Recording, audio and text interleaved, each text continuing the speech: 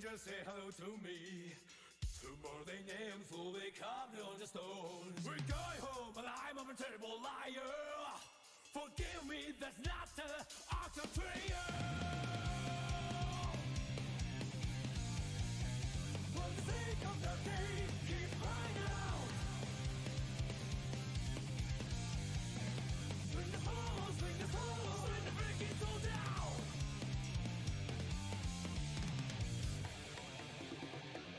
Hellfire, hellfire, bring it on plus nine. Hellfire, hellfire, hellfire, hellfire. All the men are going down. Winner.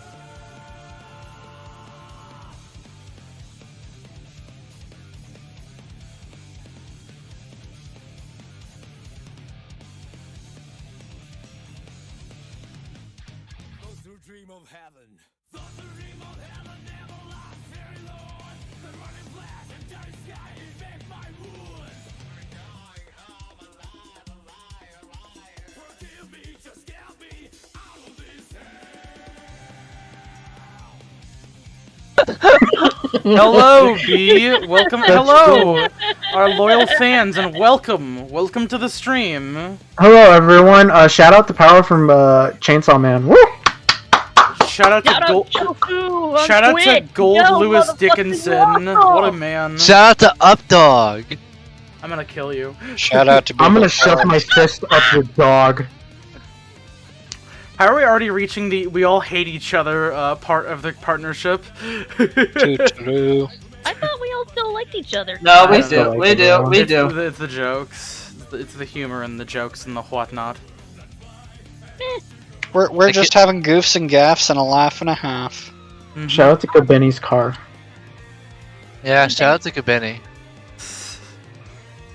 I have just signed up to the Viz Media free trial, so I will be looking at Chainsaw Man. 'Cause people keep on talking about Chainsaw Man, and I don't want to be left behind. Damn, Metal Gear Rising looks a bit weird today, huh? Metal Gill. I thought I Okay, changed. still have Did the, I not no, it fucking still- it change? still says I Metal Gear didn't Rising. change it. No. You should have changed it. Yo, Metal Gear Rising Revengeance be very slow paced today, ain't it? Revengeance. Oh god. Did not mute my thing. Fuck.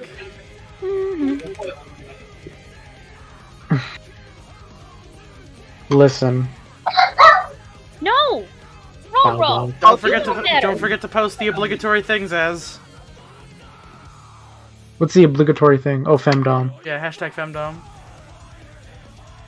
Fuck, I was not first. Damn it. That's all that happened in the last episode? Not what a devil's hand job. Excuse me, what the now fuck? my dog- Yeah, it's a devil hand Double extra job. hand job. Devil's hand. Have you been job. watching that? Have you been watching that mime porn again? What? The Okay, fuck? not gonna lie, I can't be the only one here thinking a devil hand job is something that, oh god, with You have to Oh, use God. marinara What's the sauce. name? When this No. happening before, No, pineapple. Pineapple would make it worse. Yeah, I'm glad this is happening before we start the stream.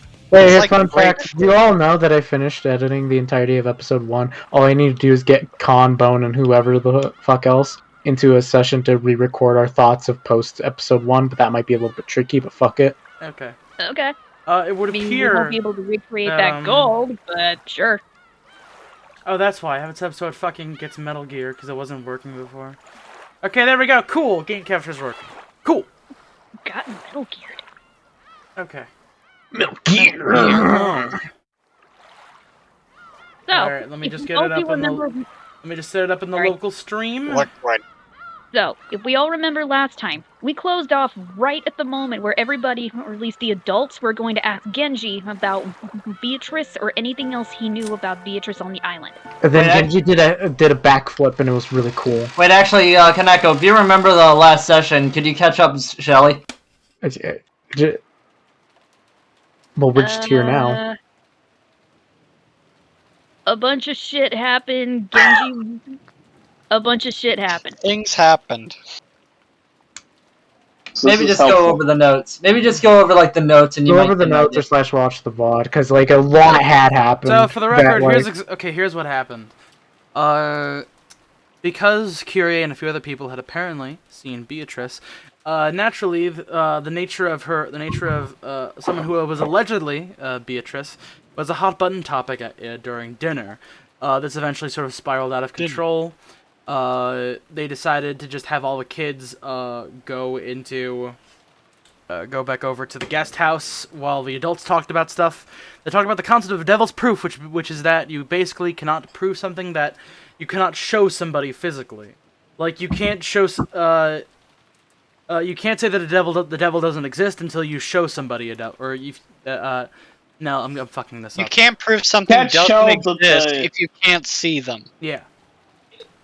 You can't prove the Can't devil prove doesn't the exist. existence of a negative, only a positive. Exactly. Steam, I just updated you, but you need to be updated again, motherfucker. But yeah, now all the kids are hanging out in the guest house, and now Balor has to find the door with the number 9 on it. That's all the right. wrong witch. The door with the number 9 actually didn't happen, Shelly. Okay. Yo, man, hold up. AC. Psycho Gorman is fucking indeed Kino. I just wanted to have an That's big, excuse to Kino. post this image. Okay. Anyways. Uh, She's gonna be advertising Double the Taste was apparently right. After being chased out of the guest house, the kids and Nanjo had gathered into the cousin's room and were eating the cake that Kumasao had brought for dessert. It was both wonderful and high class, topped with lavish amounts of cream and decorated deliciously with fruits. But delicious as it was, it didn't taste quite as good for some reason. Without Goda selling it, it nearly isn't as good. Which kind of sucks. And if we asked Kumasao-san to sell it, she'd just say it was made of mackerel. What? Really? You can make cake from mackerel? oh, you need it on set.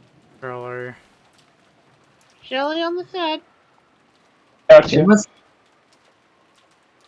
Oh. Absolutely. As you can see, on this very cake, if you mix the squeezed juice of mackerel with flour and eggs before cooking, it all comes out all fluffy. Oh. That'd be incredible if true. Maybe mackerel cake will show up on a new menu at one of Father's restaurants. Like a fish cake? After all, mackerel's full of nutrients and sounds healthy. Might get really popular with women and the elderly. But I'm not gonna get anywhere near it. Sorry, 1 second. What? Girls want to eat something that weird. Hey, girls won't eat something that weird. Yo, Okanoki's back! Girls won't eat I have returned! I'm sorry. My Girls sister's won't cat eat just something that escaped her weird. bedroom again.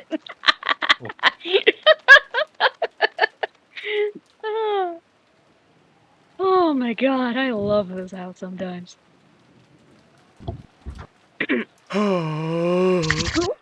Girls won't eat something that weird. Even the elderly would wish to decline.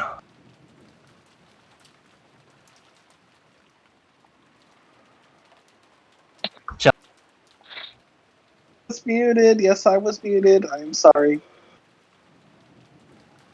Oh. It's delicious, you know? Kumasao was really cheering up the mood with her classic mackerel jokes. The sound of the downpouring rain kept turning their attention towards the mystery guest. In the end, they showered Maria with questions again, since she was the only person to have met Beatrice.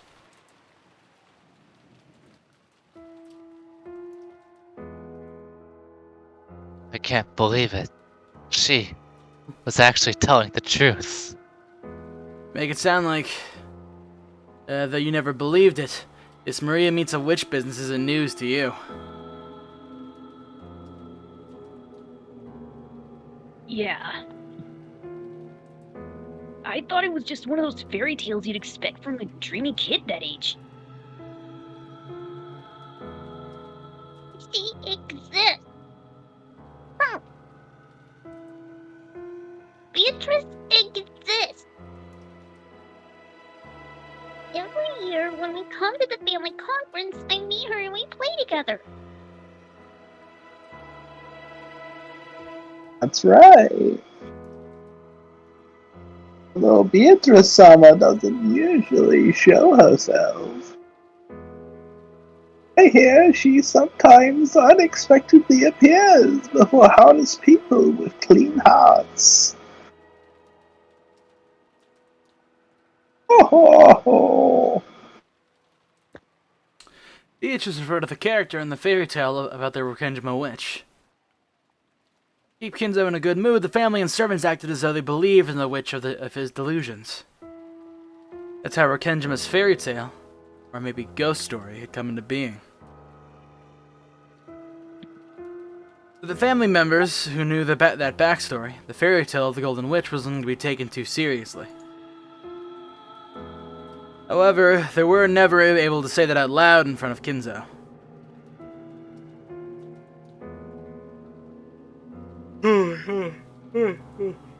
Because of that, the legend of the Golden Witch carried a lot more weight to someone young like Maria, who didn't know the story of how it had come into being. That's why Maria believed in the legend of the witch. She accepted it entirely. That was only natural for an imaginative girl who believed in witches. People had avoided saying things that would betray her dream. On the contrary, they had worked together to say and do things that would help liven up her dreams without her knowing. So, when Maria-chan was showing us that candy that supposedly came from Beatrice, I had figured someone had subtly slipped it into her handbag. I have done similar things a few times in the past. Secretly placing sweets somewhere. I imagine even Kumasawa-san, or rather all the servants and everyone in the Yoshimiya house and the Yoshimiya family has done it once or twice. If it'll make a small, innocent kid happy, you might place a sweet somewhere and have everyone join in on keeping the secret alive for her. Come to think of it, they do the kind of thing all the time, George Anarchy. Who knows? It'd probably be boorish to admit to such a thing out loud. George admitted to it while being extremely wary that Maria didn't find out. In other words, it's kind of like Santa Claus. In a kid's dream, the parents plot together and lie, setting presents at the bedside of a child fast asleep.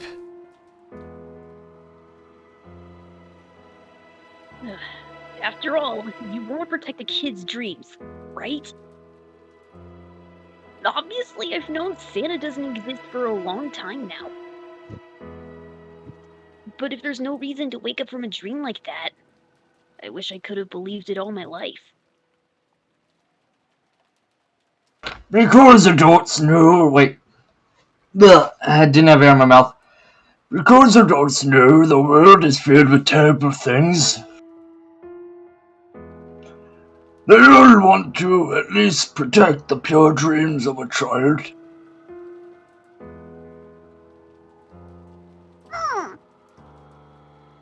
Beatrice exists. Exists.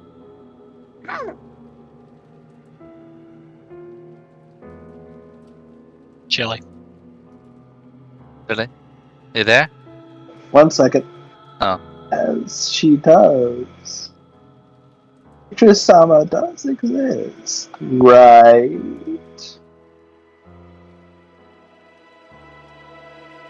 Time ago, when I was drying mackerel to make some black tea, I make a lot of things out of mackerel for some reason.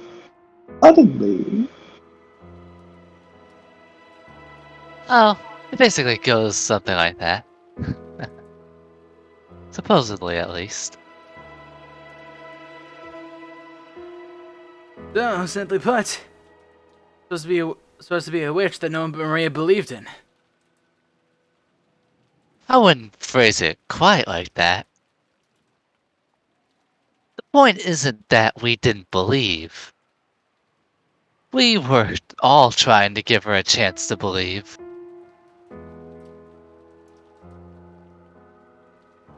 Well, this is still about me? not betraying a child's innocence. That doesn't really exist. If you don't want kids to be all disappointed when they learn the truth, you're better off not showing them the dream in the first place. Is the fact that I think like this proof that I'm still a long way from becoming a full adult? The true nature of the Rokenjima witch was finally starting to take shape in Battler's mind. However, the current situation overrode this understanding. And in fact, it completely overturned its very premise.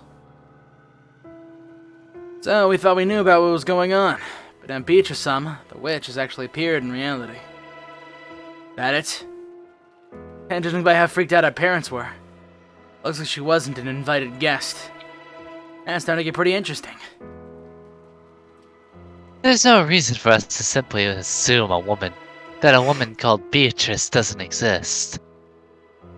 It's what Uncle Rudolph called a devil's proof. None of us knew that a woman calling herself Beatrice existed. But that's not the same as proving that Beatrice doesn't exist.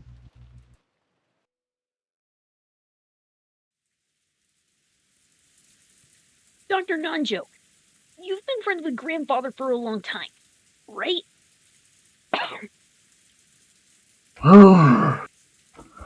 At one point during the family conference, I was questioned quite thoroughly by Kraus-san and the others.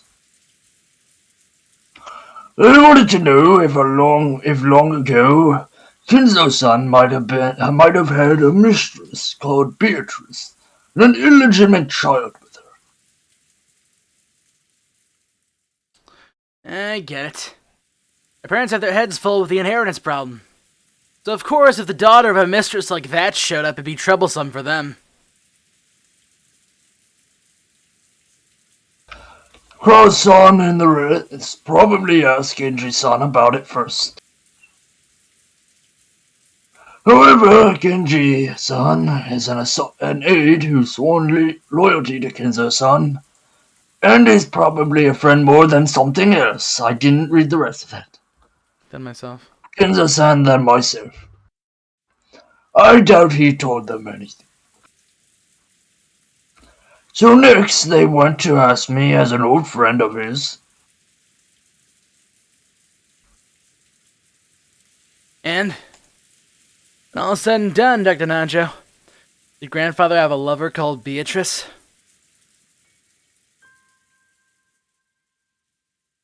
He did. No, I've never met her. However, I have heard from Kinzo-san that he had a relationship with a woman like that. He said she passed away a very long time ago. She's dead. So do the two of them have kids? Kid? That I do not know, but Kinzo-san always said that reviving Beatrice is the goal of his research. Usually, if one loses a mistress but has a child left behind to remember them by, they pour all of their love onto that child.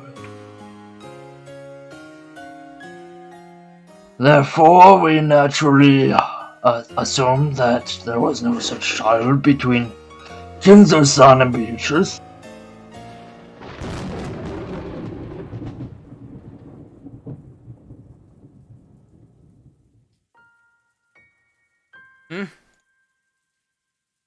So it leaves us with another devil's proof.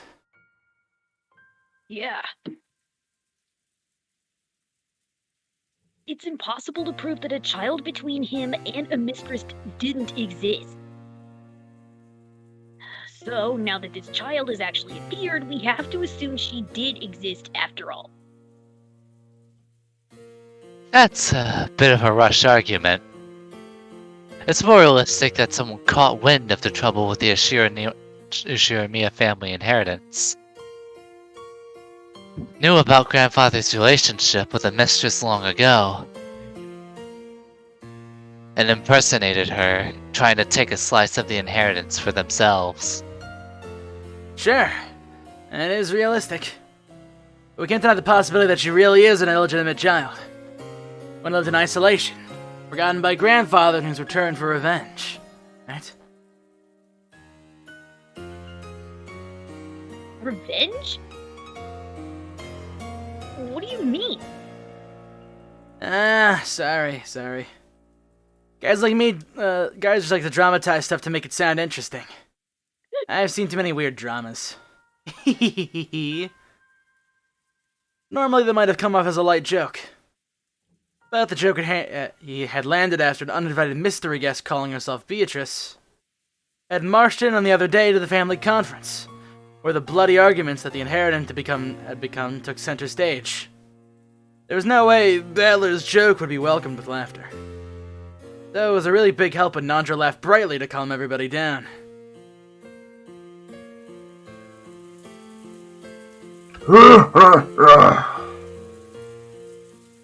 I see. That does sound quite intriguing. I would like to read a novel with a plot like that. Well, I don't think that could actually work. After all, right now, on this island there's like 1, 2, 3, a full 18 people, right? They try to do something weird, they'll immediately get caught. And thanks to the typhoon, they can't even leave the island. If you try to commit some crazy crime, you'd be screwed. I agree. A dead end, without any way to escape, and in a situation where everyone's really suspicious of her. I seriously doubt she could pull off a terrifying revenge drama like that.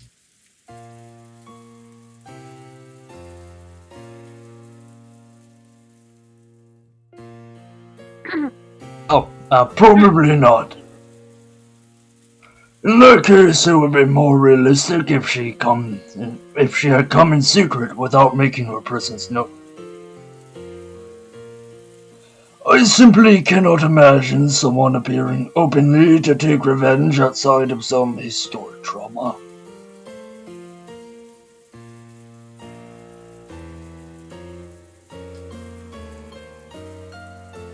Well, who knows, right?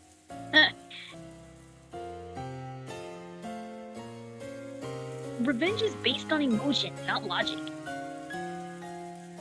If you got someone willing to go down along with their opponent, they might not be afraid of anything. Not even the police or large numbers of people. They look at the Count of Monte Cristo. Nerd! It's okay, Jessica-chan. None of the disturbing things we're imagining will happen. Like the battle royale between our parents over the inheritance isn't disturbing. That's right. Ugh.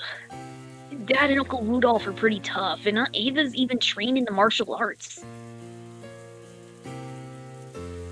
We'll be fine. Right? Yeah. Jessica didn't say it out loud, but she vaguely noticed that her own father stood in the opposition to all the other siblings on the inheritance issue. He usually played nice in front of the children, but when the pretense was lifted away, like it had been at dinner, the result would be a tumultuous uproar. Realizing that this was only natural for Jessica to be frightened at the thought that her parents might get caught up in some kind of trouble, and became human sacrifices for something terrifying. Seriously. Joe Janicki's right. Nothing's gonna happen. Fucking hell. And she pretends she's a witch. What can a single human woman do who can't even use what can a single human woman who can't even use magic do?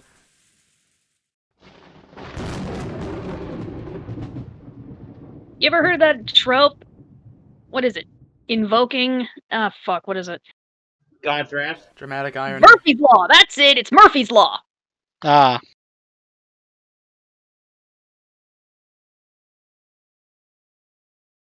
Alright, 1 second, I need a drink of water for this.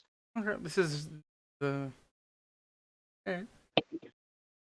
I know, but I have to channel the gremlin just right, or else it doesn't come out right. Hmm.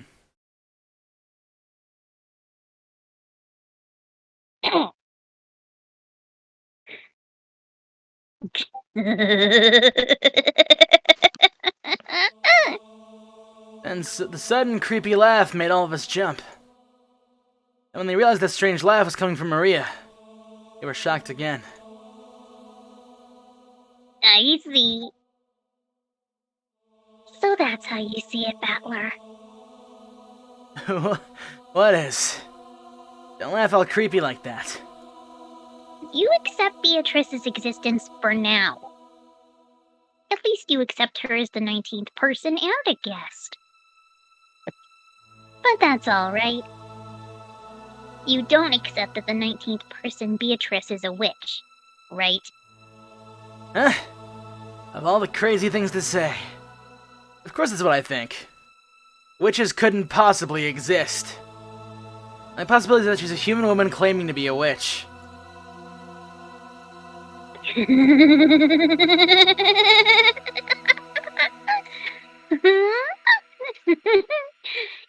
that odd, Battler? That's a devil's proof, isn't it? Of course, witches don't exist. But just because you've never met a witch, that doesn't mean you've proven that witches don't exist, right?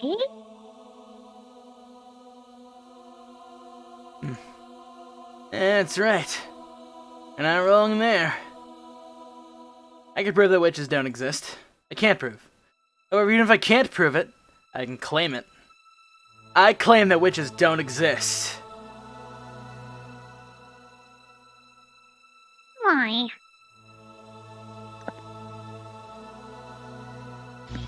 How can you claim that witches don't exist, even though you can't prove it? Because things like that don't exist. Says who?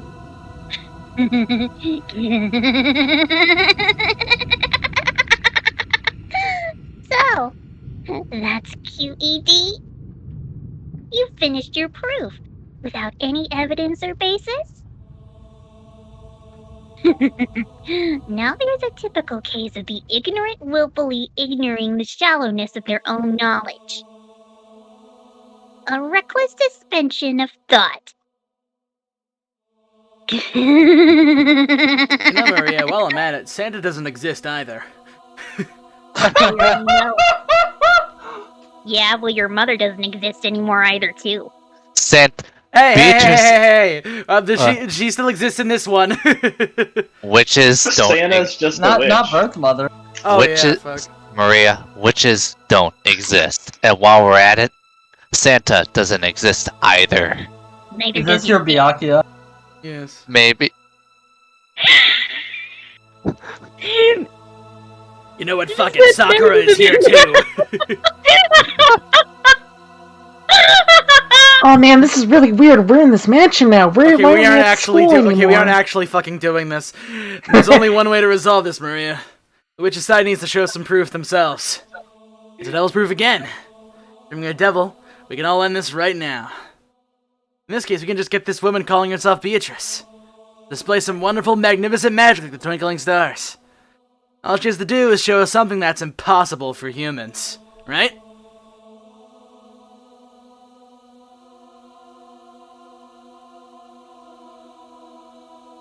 Philly, you good, Chief?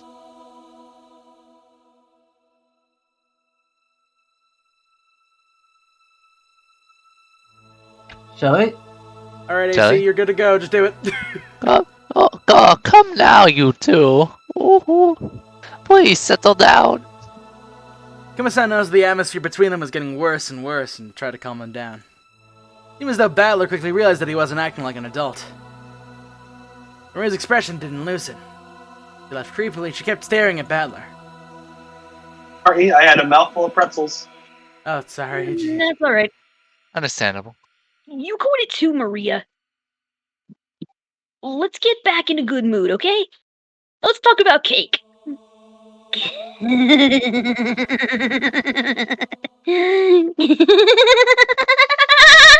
don't think that's working. Ugh. If that's what you want, Beatrice will definitely show you. Something impossible for humans. When she does, you'll believe too, okay? You'll believe in Beatrice. Sure. If she'll let me have a look, I'll believe.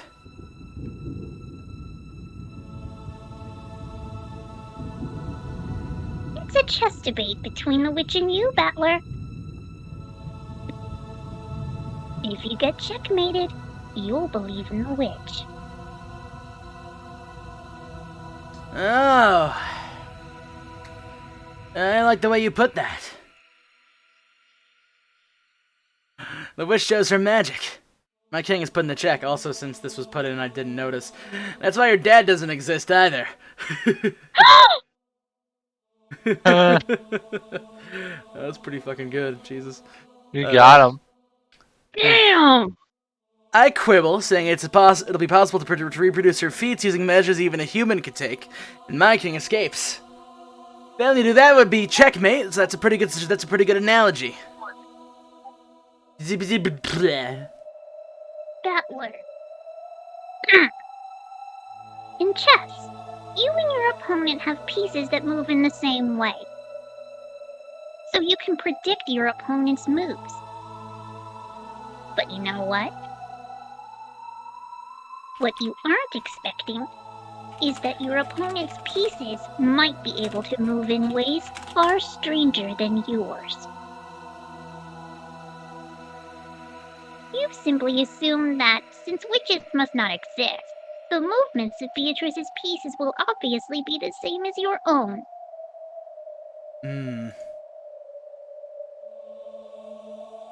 But you know what? Sorry, Battler, but your chess partner isn't human. She's a witch. She can move her pieces in ways that humans can't. Right now, your understanding is flawed. Battler, you like Aunt Cutie's chessboard thinking, right? Yeah. I like that style of thinking, where you stay in your opponent's shoes. And that's why you'll get stuck. Even though your opponent is a witch, you won't accept it. So you can't understand the moves a witch might make, and your chessboard thinking won't work. Your knowledge of your opponent is mistaken. The very first premise of chessboard thinking is broken down. That's your game. You cannot win in chess against a witch.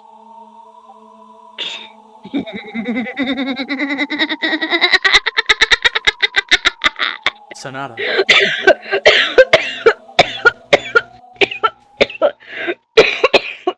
I went too hard. I went too hard on it. It's okay, 'cause I'm Take your pretty sure time. we're getting the thing now. Oh, we're getting a thing now. I went too hard on it. Oh god damn it! It's God. this scene. Okay, let's go. Oh no. You okay, Carl? You get Chief? It's time for Shorge. I just went too hard. You know, Short. whenever you enter a laugh too hard and you just start coughing. Yeah. Actually, We have- George or Janin? No, it's no. You're Robu, not why thinking- would you ever type You're that not. out? You're not thinking it laterally enough. It's Shorge and Ganon. Ganon. Ganondorf. I thought her name was Ice Faye. climbers. Dante. No. Oh my god! Oh my god! Yes! Score one for me. Jesus Christ, Josh! Holy fuck! Wait, what did Joshy say? I had to like crash Discord a second. Okay, Khan said Dante, and I was like, "Aw," and then he just fucking he shat out his whole ass laughing. Holy fuck! Listen, I would have liked Dante and Just saying, Smash Dante. That Bros, is but an unfortunately ugly it cackle. Holy shit! We should have you voicing Beatrice. God. Anyways, Shannon, go. Okay.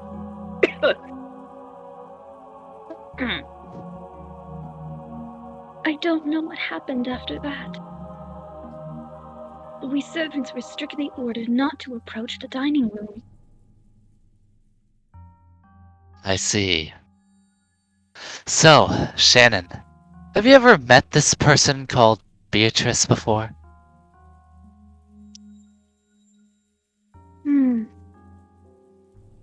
I don't know.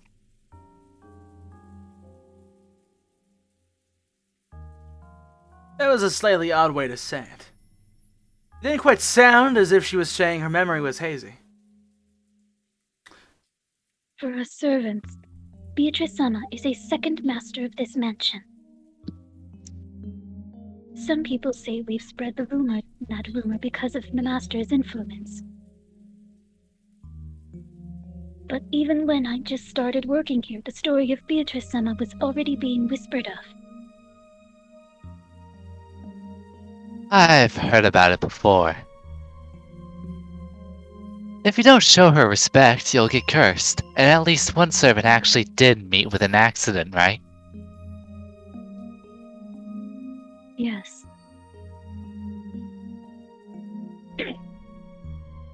But it's true that some people believed more than others. I believe respect for that sort of thing shouldn't be forgotten, so I have never doubted that she exists. I vaguely believed that a shadowy being called the Golden Witch existed. And then, that witch, whose existence was so shadowy obscure, actually showed herself, and entered Oh, fuck! Ugh.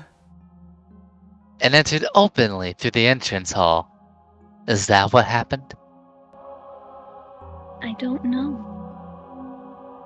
I don't know anything.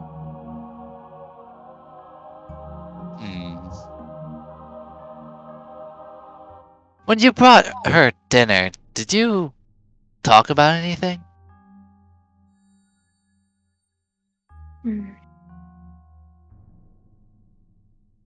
No.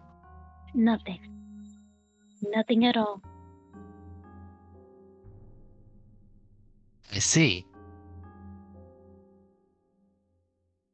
Still, a witch that eats food somehow doesn't sound so realistic. Maybe, after all, it's just someone who knows about the witch legend on this island. Someone who's taking on the Beatrice name. I think you've probably come to respect Beatrice and think of her as something like a guardian god of the mansion. So, when a person appeared actually going by that name, maybe you were a little disturbed.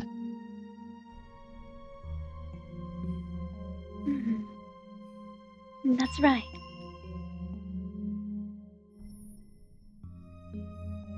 I guess that must be the case. George was slightly at a loss for what to do about Shannon's downcast appearance. Maybe not just Genji, but even the young servants had been ruthlessly questioned about whether they knew anything about this Beatrice person. Thinking that he could cheer her up somehow. Surely, just like Maria and Jessica.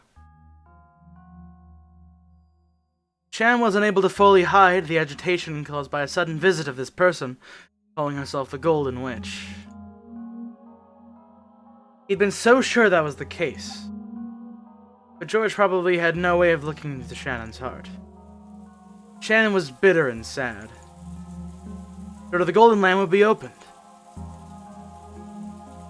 The witch definitely told her that. That meant the demise of everything.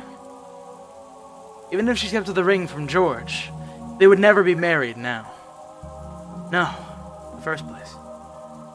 Did furniture like her even have the right to be married? Even if the witch hadn't come to signal their demise, wasn't that relationship fated to fail sooner or later? Had she turned her gaze to focus solely on those fun days spent with George while purposefully closing her eyes to the sad reality?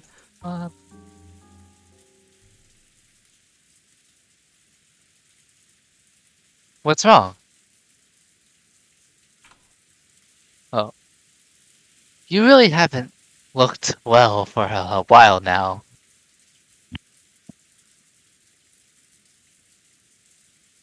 George-san, what does it mean to be engaged? Oh, huh? Uh,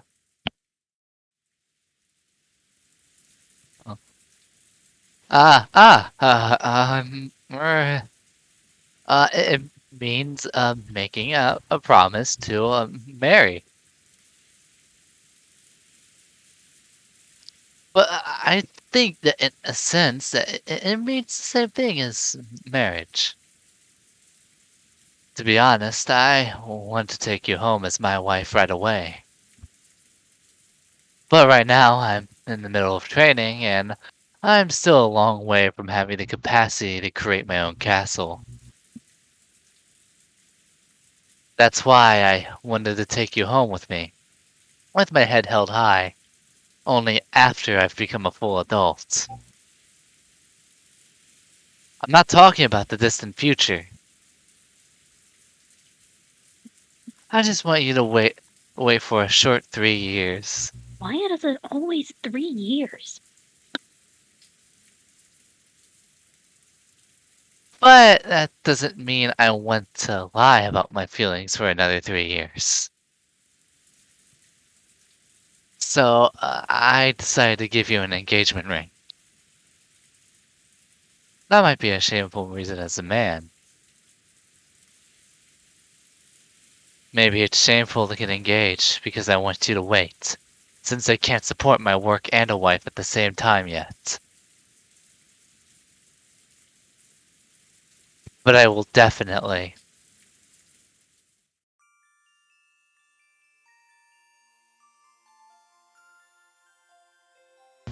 Thank you very much.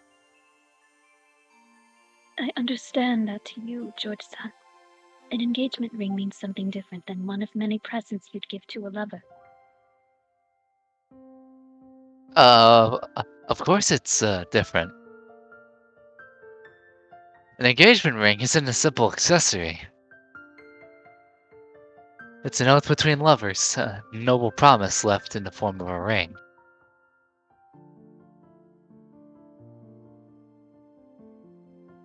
Giggle. So, if we were to get married right away, it'd be completely meaningless, right? Then it wouldn't be an engagement ring. I'd give it to you as a wedding ring. Either way, I'd still be giving you a ring. So it's a sold sign, like saying, this woman is mine, nobody touch her. No, that's not what I...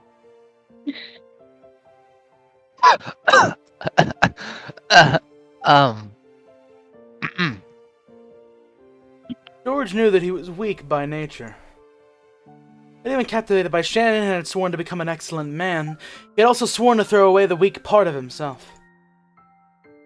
Even if he had to be blunt about it, he chose to answer a little roughly. He wasn't sure that doing so would bolster and reassure Shannon.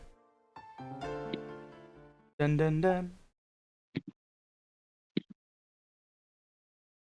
No.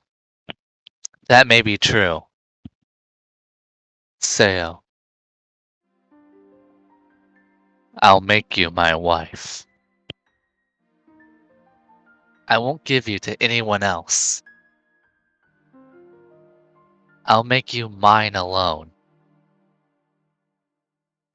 So no one will lay a hand on you. That's what this ring... That is what this ring is. Without a doubt.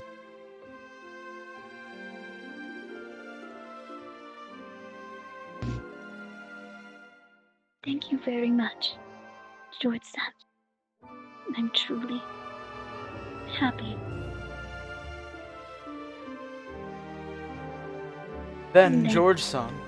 Oh, you. Never mind, it's you. If it was decided by fate that this engagement ring, that this promise could never be fulfilled, would you still give it to me? Shannon tried to ask that, but she swallowed her words. Because George had already spoken the answer. George had said it. He had said that to him. An engagement ring was infinitely similar to a wedding ring. Therefore, accepting George's ring had significance far more sacred than a promise to marry. So, I'll stop calling this an engagement ring. From now on, this isn't an engagement. It's a wedding ring. Is that really okay? Is it okay to, just proclaim that we're married without even God's blessing? Yeah. It's enough to tell God, Father, and Mother about it afterwards. We'll tell them all that we've been married. No one will be able to undo it.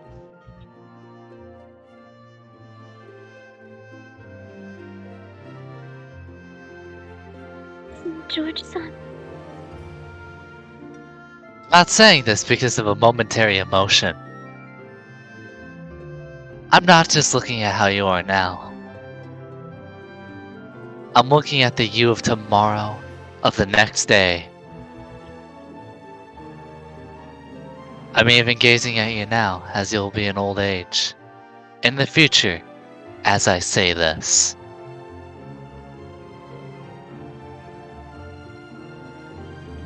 Oh, you're always talking about that, George-san. About how you want to enjoy your old age slowly, surrounded by healthy children and grandchildren. Yeah. At the time, an older you will be beside me. That is what I expect. No. What I foresee. Yes. Because that day will surely come.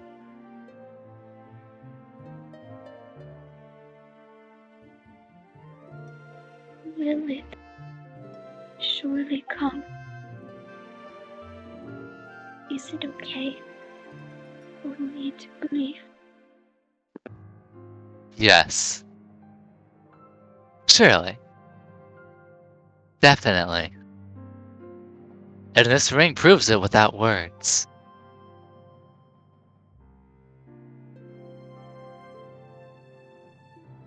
Please, show me. Huh?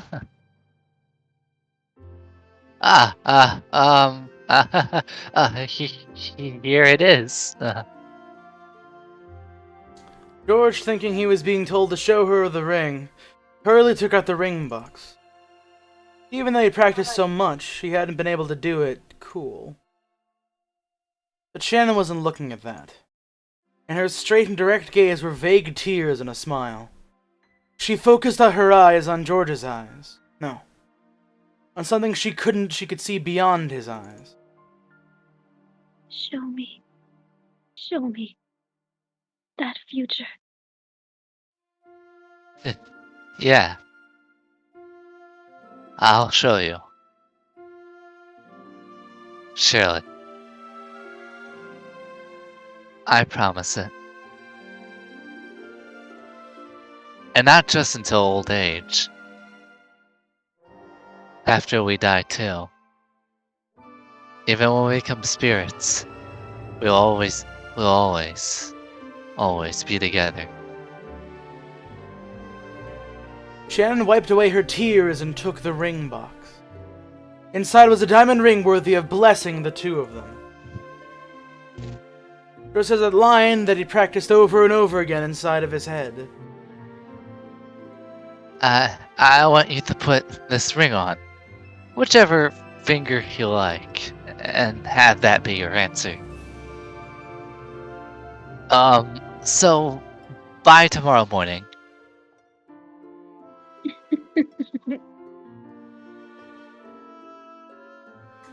Shannon smiled, took the ring, and with a completely natural movement, put it on the ring finger of her left hand.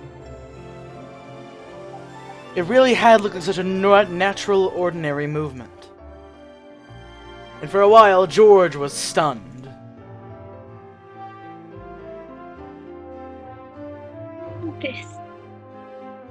This is my answer. George-san. Shannon. No. Sail.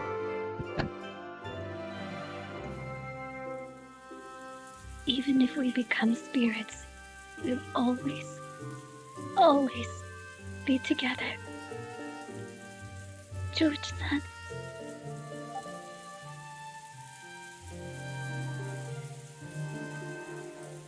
There was no blessing from God, no pastor to witness, nothing. But the two who were married proclaimed it. Two souls were joined here today.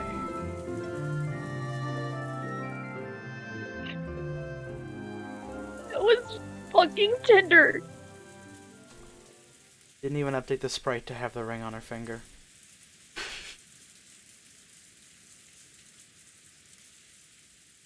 I'm actually fucking crying.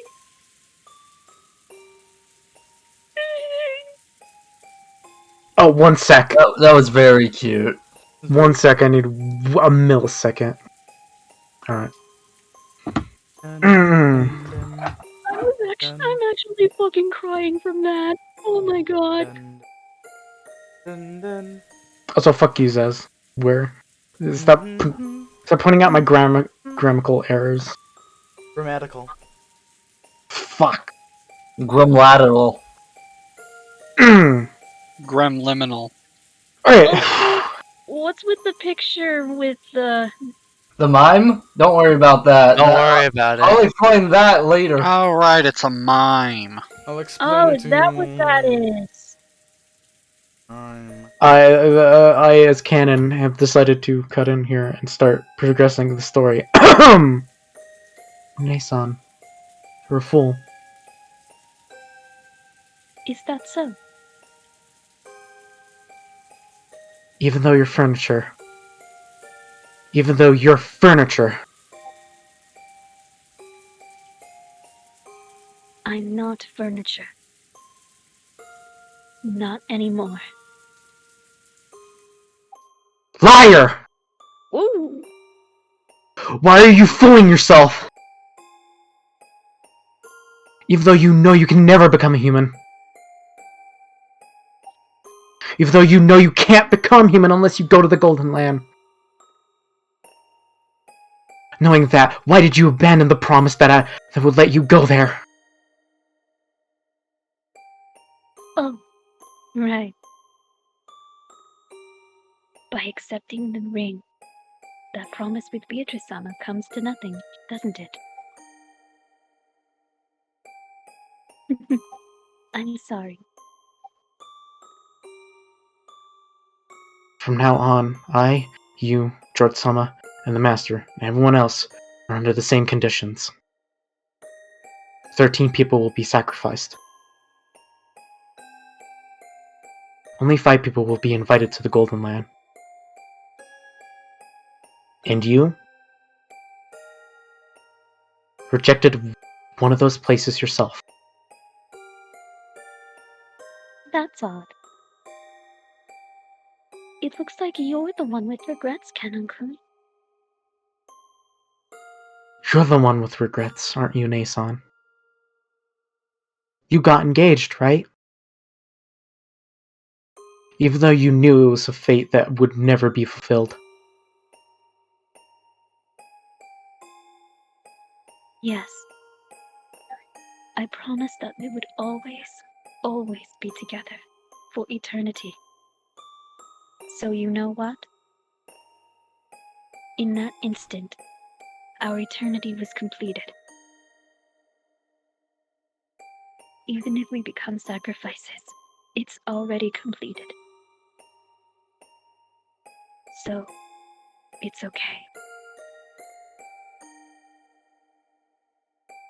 Canon, you're the one who actually has regrets. We're furniture, right? We'll be freed no matter the result. So it doesn't matter whether we go to Golden Land or not.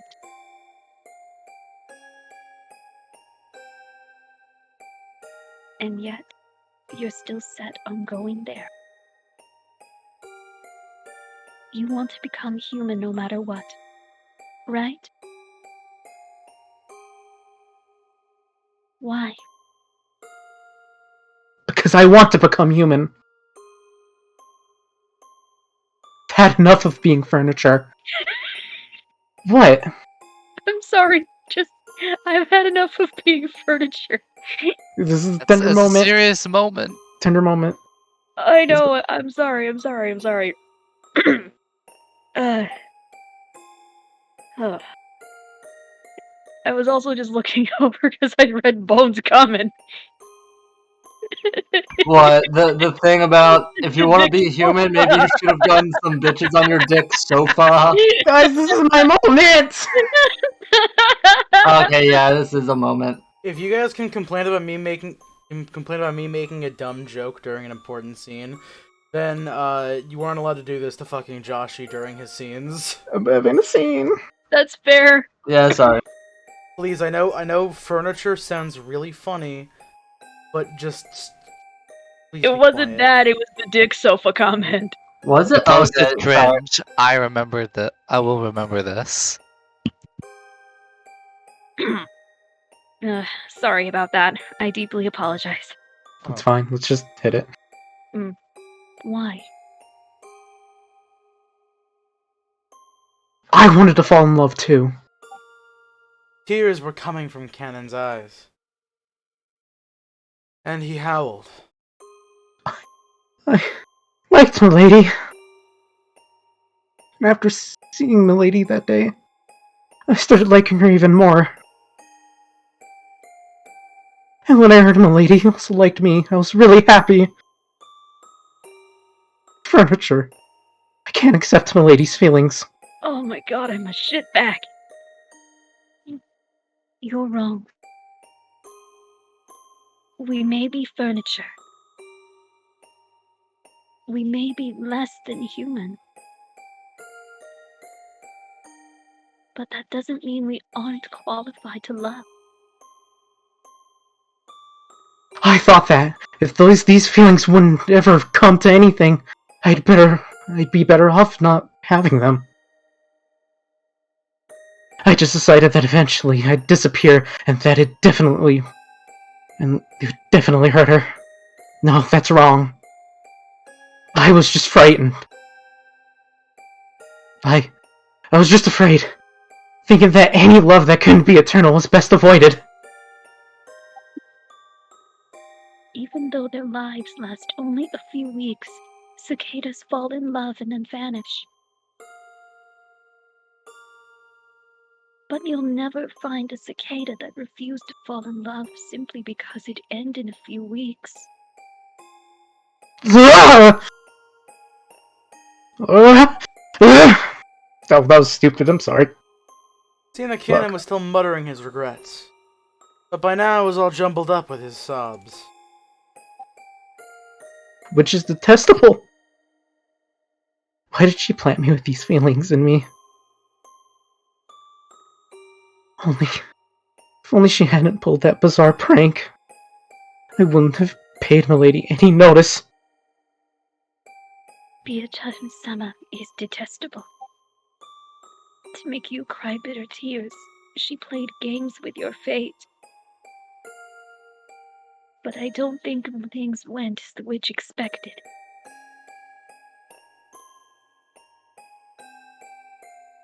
After all,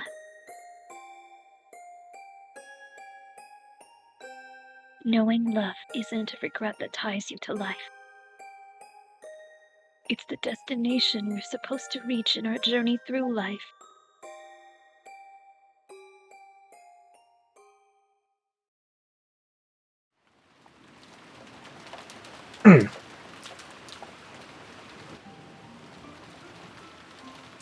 Ugh. Fuck, now I'm crying again. Have to. I feel like such a cockbag. Huh? It's What? fine. What? To be fair, you guys had no idea that a really heightened emotional scene was gonna come up. So I get it. It's just like, He just has so many regrets. Let him be a kid! They just want to be kids. I do apologize if anyone thought my voice acting was terrible during that. Oh, you were fine. You were great. Fine. You did great. Joshy, this is not high art. Well, I mean, this is, but we aren't. We aren't high art. Listen, I wanted to give the scene its justice, and I hope I did tried good. the best I could. You made Khan cry. You did good. You made a girl cry, Joshy. You should be proud. Good job. You Damn. made a woman cry. Congratulations. You won. Damn it! Why am I a crying bitch today? One I'm second. not gonna say things. Make a girl fly, ain't gonna cry. That ain't gonna make a girl cry. That ain't gonna fly. Make a girl smile. You pass the trial. Let's hear it for Thank you, Rex. Howard. And a quick shout out to Christina Applegate. Yeah, shout out to Christina. Okay.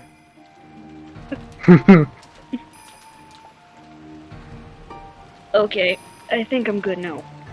Okay. This has been an emotional roller coaster for me, and I, for one, am very happy about it. But just know, Now you get to play the evil witch. You get to play the funny witch girl. I will thoroughly enjoy playing the evil witch and being a bitch. Baby, you're a witch, bitch. Is that an actual song, or did you just come up with that on the fly? No, it's Baby, You're a Rich Bitch is the actual song. Oh. Yeah, anyways, you have a thing to say. Alright, one sec.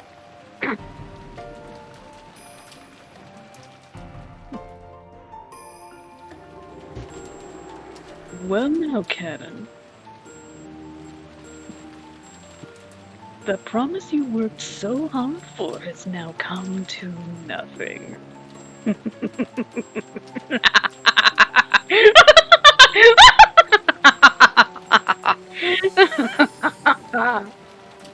Very well then. With this, the conditions for all of the pieces are the same.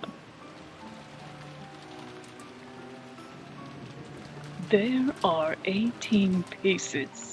13 will be offered as sacrifices. Who will the 5 survivors be? Orens? Will someone destroy this ceremony? Who? How?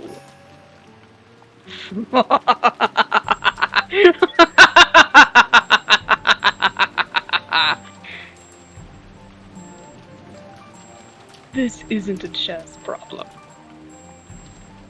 It's a game on equal footing. I will be cornering you one-sidedly. You will be able to frantically escape my advances and force a tie, an invalid match. At any rate, I doubt you can manage more than repeating that over and over. And it probably won't be that difficult for you. However, this invalid match will continue forever, until it eventually wears down your mind and kills it. That is when you accept your defeat and surrender to me.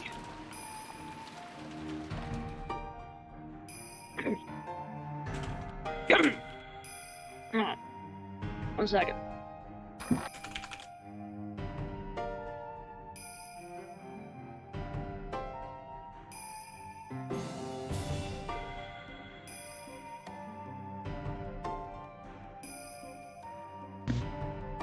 There's a reason I said it was a game on equal footing.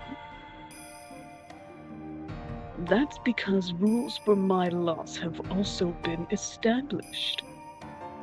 There's nothing as boring as a game you can't lose, right? As for how to defeat me, that would be the epitaph that stands as an offering to my portrait.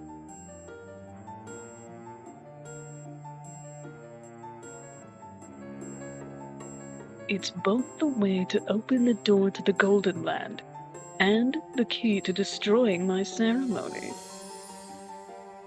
I'll try to complete the ceremony in accordance with the epitaph.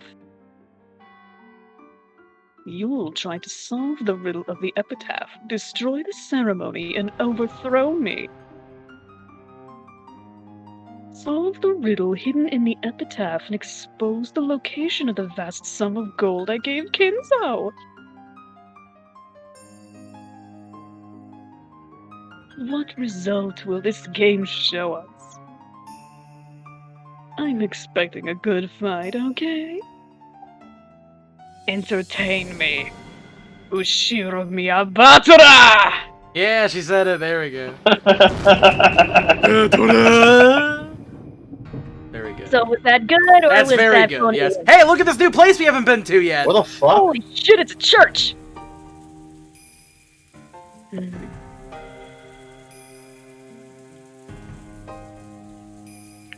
I have no objections. Natsuhi and I acknowledge it. I can't believe it.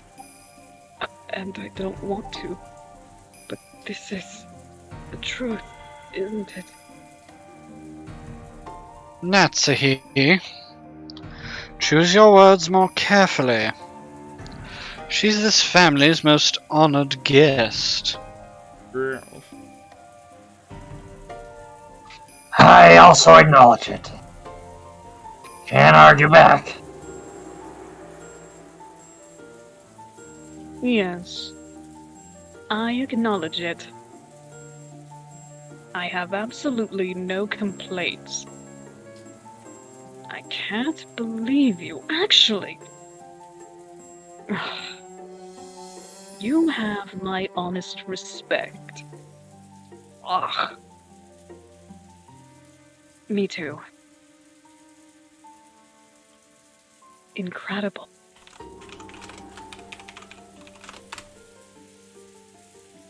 I genuinely respect you.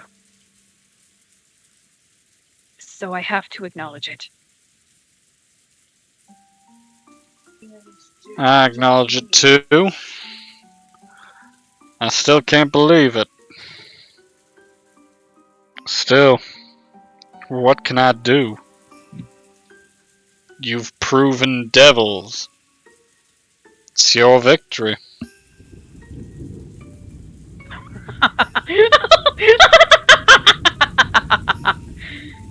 The Devil's Proof was a convenient excuse you liked using to handle unimprovable matters. But now it's become your mortal enemy, has it not?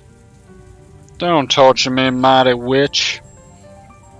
I've already acknowledged you. I resign.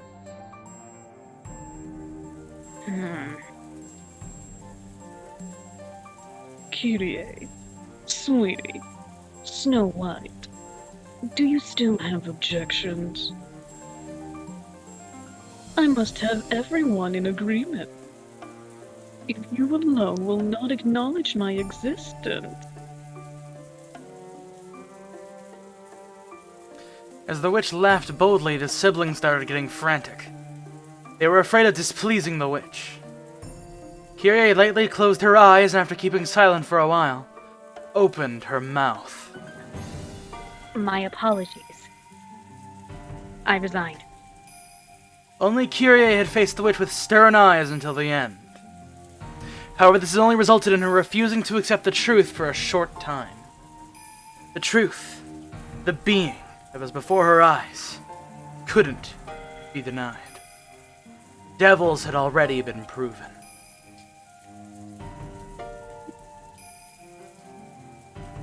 I also acknowledge it.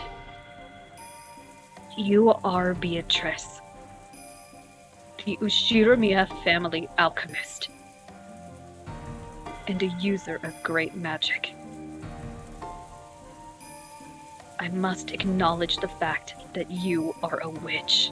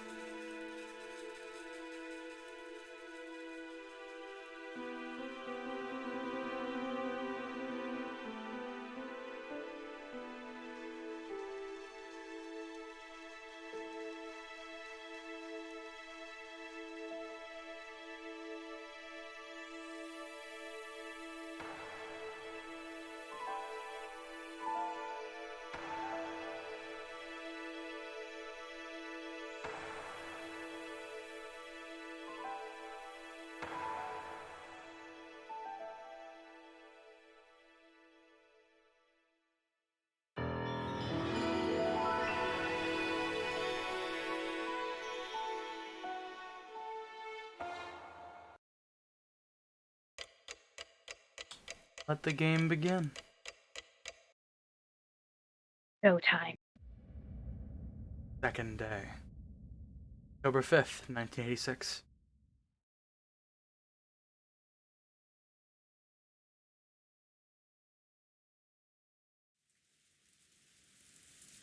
Also, as a minor note, that musical, the sound, the track, Butterfly, that is, without a doubt, one of the most beautiful pieces of music I have ever heard. Umineko's got good music, what can I say? Yeah. It is Great music. very, very, very good. So, Yeah. Con, this is Rosa's perspective.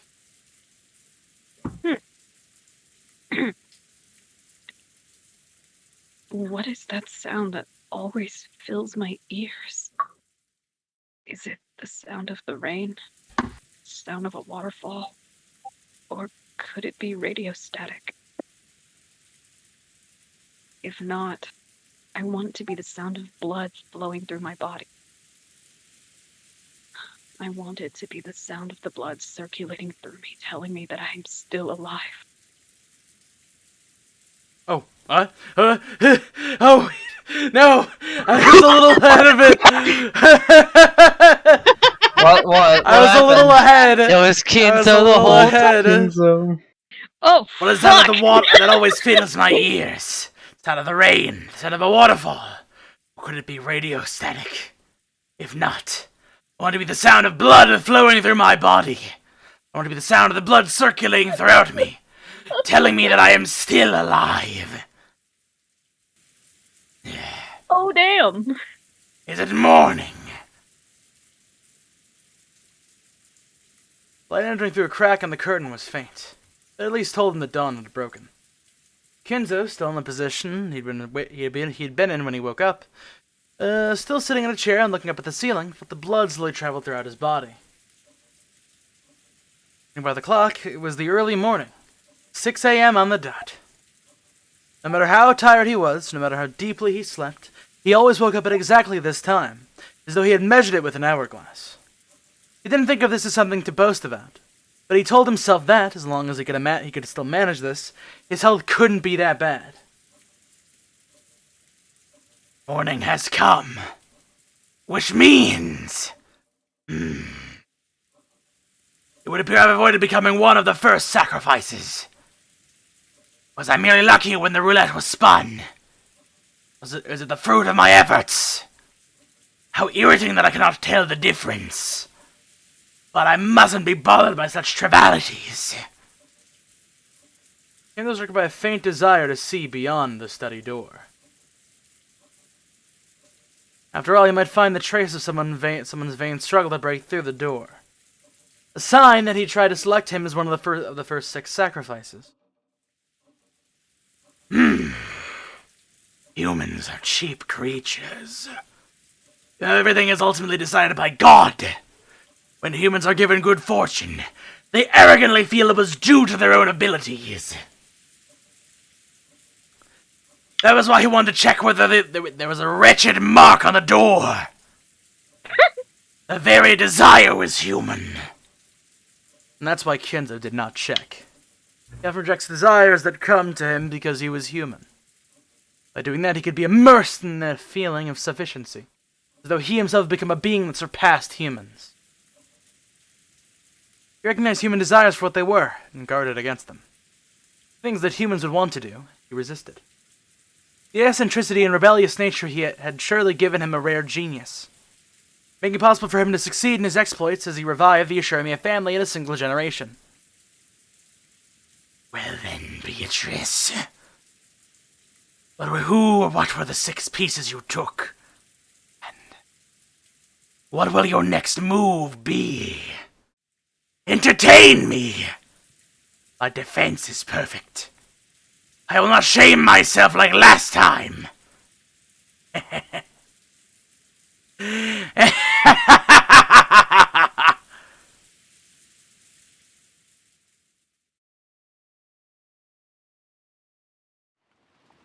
The servants woke early. They had to open the curtain, prepare breakfast, and complete various other tasks to welcome the guests to a new day. Goda was the most enthusiastic. In the family conference, he had been told to concentrate his efforts especially on cooking. He had been specifically exempted from several tasks that servants normally do. Goda, who was a show-off, seemed to be feeling particularly superior because of that. He let Genji and the rest prepare the rest of the mansion, and worked on making breakfast in the kitchen. Genji split the work with Shannon and Cannon as they carried out various tasks. Shannon headed to the dining hall and knocked. Last year the family conference had continued into the early hours of the morning. It wouldn't have been odd for this year's conference done the same. The possibility that they were still having a discussion inside, she knocked. But there was no response, so she opened the door and said good morning.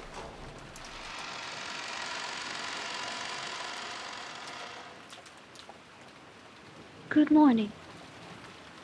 Is anyone there? The room was cold and the conference seemed to have ended a long time ago. A long time before. There was a tea set on the table for when they'd probably been drinking, arranged in a way that would make it easy to clean up. Cleaning up the tea was a servant's job. If family members were extra generous and cleaned it up themselves, the servants would lose face. So it was a truly pleasant act of kindness for the family to do only this much. As she approached the table to clean it up, she noticed something like a memo that had been left near the utensils and cups. It was right next to the tea set. Shannon picked it up, and after thinking it was a memo for the servants doing the cleaning. Written there was not a request. It was a thanks for preparing the tea. It was a single word. I looked at it blankly and read it out loud. Chapel. Hmm?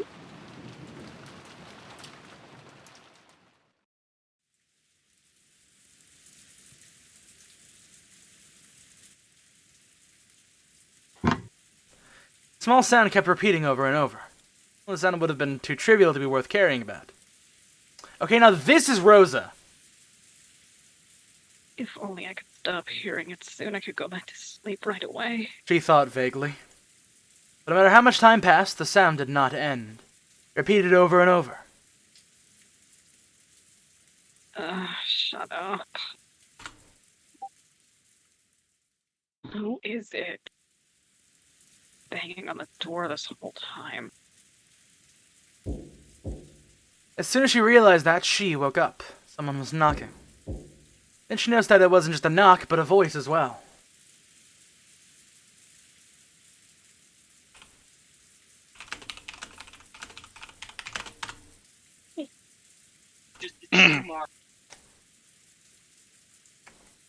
Joshua, you're needed on set. Oh, fuck, sorry. Rosa Summer. Rosa Summer. Good morning. Wait. No, I'm coming now. It had been Genji's voice. Looking at the clock, it wasn't even 7 o'clock yet. Really too early to wake the guests. Really too early to... something happened that was bad enough to cause this. He felt her sleepiness increasingly fade thanks to the premonition of misfortune. Though Gordo was a servant, Rosa had known him since her childhood days. Even though she was suddenly defenseless in her pajamas, she opened the door and a crack and answered. Hold up a second, did you just call Genji Gordo? Good morning. Gordo Genji. I have changed my name to Gordo. I apologize for waking you this Yo, early. Eddie Gordo from the Tekken series is here? Eddie Gordo. Indeed. God damn, I typed that right as you said that. We both made the same joke. I love that both of your minds are just so in sync to make the same joke at this point. Yay. Okay.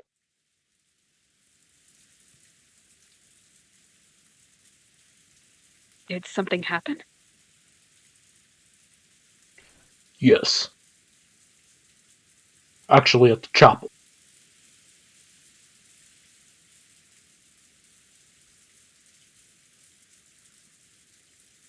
Genji whispered something into Rosa's ear. Presenting seemed that Rosa couldn't understand what she'd been told. After having it repeated several times, she realized that apparently something strange had happened. Rosa closed the door for a second, changed her clothes quickly, and followed Genji towards the mansion.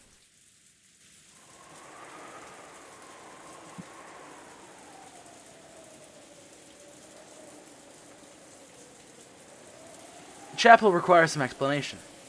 It wasn't in the mansion, but in the grove behind it, a short walk away. It had been built at the same time as the mansion. So though its walls had been repaired many times, making it look new from the outside, it was a very old building. Rosa dashed to the rain along with Genji. Just like the previous night, the rain was falling in earnest.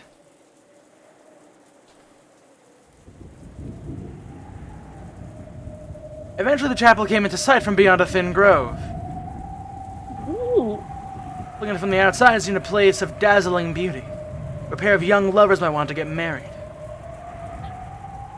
However, Kinzo apparently viewed it as a very sacred place.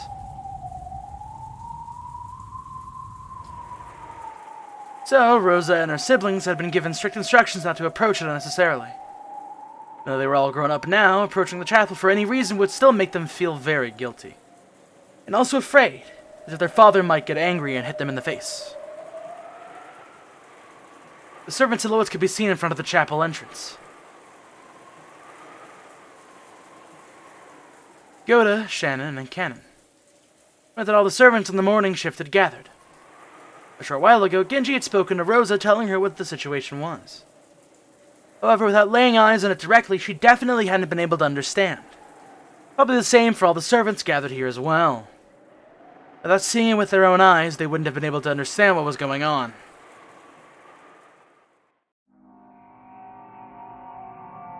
On the door at the entrance of the chapel, something very large, and with a creepy, stringy paint that made one think of blood.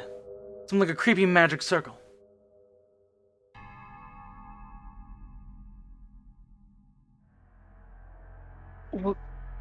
What is this? When was it drawn here? The servants looked down at each other. Goda was the first to open his mouth. My apologies. We don't usually enter this building, so we don't know when it was made. Then who was the first person to find it? It was me. When I went to the dining hall to clean up the tea set, I found a memo with chapel written on it. Ken held out the memo with a shaking hand. Whose handwriting is it? It isn't Nissan's or Nasan's. So after that, you came here and found this, right? Yes. Rosa-sama, look at this.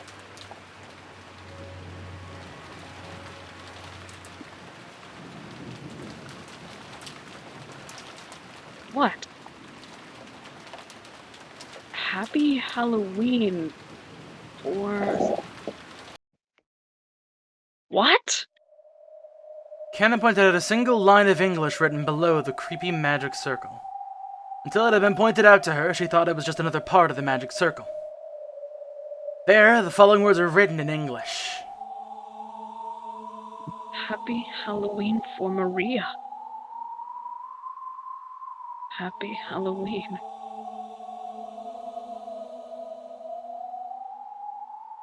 For Maria. This creepy magic circle was for Maria. Happy Halloween.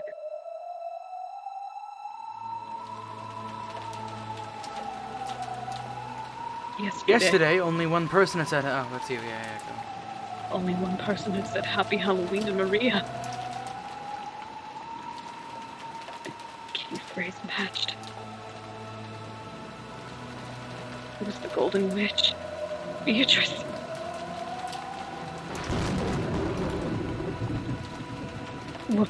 What about Maria? She should be sleeping with her cousins, right? Did you check? I apologize. We just now realized that Maria-sama's name was written. We still have not checked. Quickly! What are you doing? I'll go check on Maria and come back.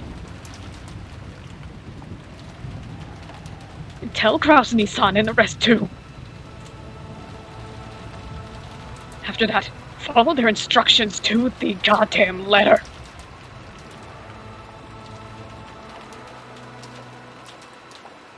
Saying that much, Rosa finally noticed that something was odd.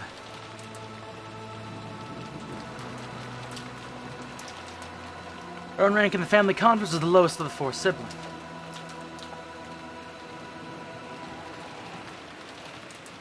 Why she had been the only one called during a normal situation like this when the other siblings hadn't been. Even if Maria's name had popped up. Could it be? Huh?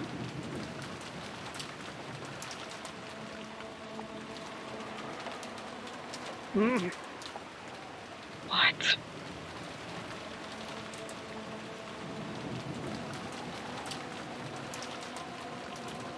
Yes.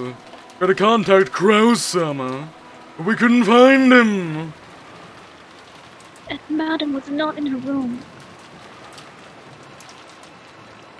Judging by the condition of the sheets, she might not have returned to her bed at all last night.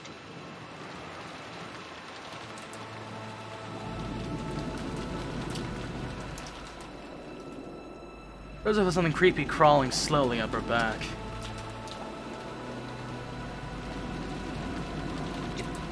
Did you check inside the chapel? No, not yet. Oh, 1 second, my stream We is tried, getting but- super fucking buggy. And it's going super fucking Actually. laggy. Wait, what? Is that wrong, Con? My stream is super fucking laggy. No, that's just orange. Unfortunate. The unfortunate. It's all laggy for us, I think. Yeah, something going on with Orange's connection, but it's fine on the Twitch stream. It's fine on the Twitch stream and it's still legible for us right now. Okay. Alright. I have no idea why Sorry this is happening. Sorry, I thought my PC was fucking up on me again. No, even in like the top right corner, it's saying like the stream you're viewing currently has reduced video or audio quality, probably due to connection issues. I think it's just like reducing the frame rates, but on stream it's fine. We're good. I see it. So. It's a That's visual weird. level. My stream is like completely fine. Alright. Let's see a problem. Actually, the lock to the chapel is special, so the master's key will not work. There's a single key that can open it. But that key is missing from the keyboard. She didn't want to get closer to the door with the creepy magic circle if she could. Rosa readied herself and approached, then tried pushing and pulling the knob. All she felt was the resistance of the sturdy lock. We searched to see if there was a window we could enter through, but...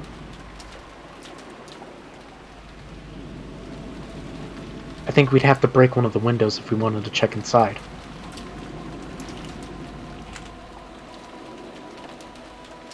What do you think? No way I can give you approval to do something like that. This is Father's precious chapel.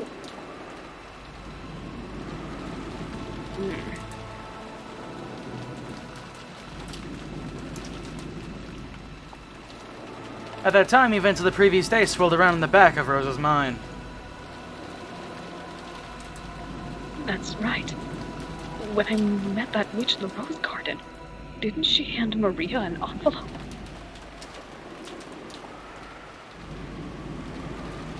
Yeah, there's no mistake, she did hand it over.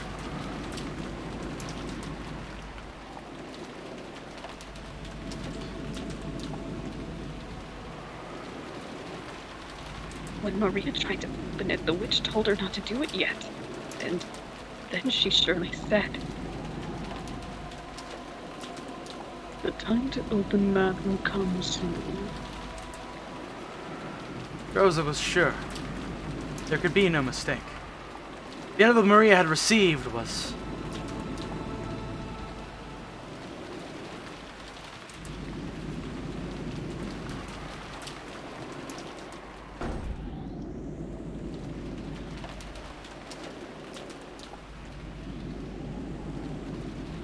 Dashing back to the guest house, Rosa approached the cousin's room while hiding her footsteps.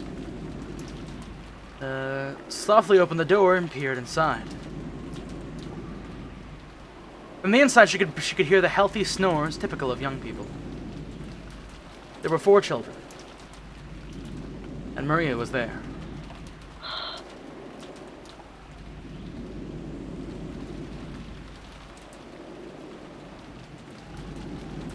Breathing a sigh of relief, she entered the room with quiet footsteps. It was after Maria's handbag, which was resting on the sofa. Maria always liked carrying her treasures around with her. She was probably emulating how her mother always carried her makeup with her. Of course, she was just imitating her mother. So everything on the inside was junk. In Maria's case, it was full of small, creepy occult items. Notebooks describing things of that nature, and so on.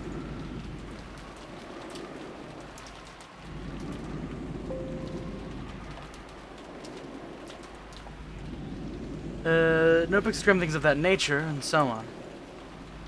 Rosa had never been happy to see her daughter walking around with things like that, which weren't girlish at all. However, trying to force Maria to stop had resulted in a big fight, so she decided to let it be.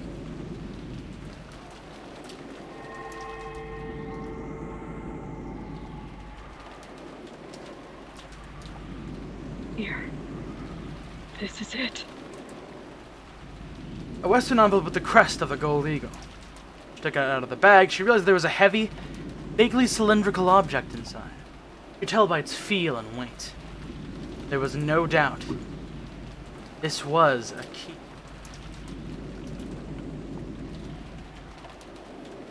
Turning around checking that, Maria was still sound asleep. Rosa tore open the envelope and the contents spilled out into her palm. It was a key with an old and intricate design. Rosa gripped the key and dashed out.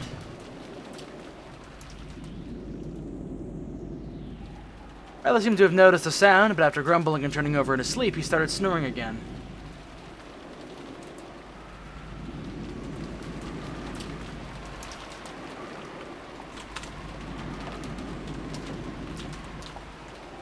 Genji-san, could this key be the key to the chapel? Where did you? Yes. This is the key to the chapel.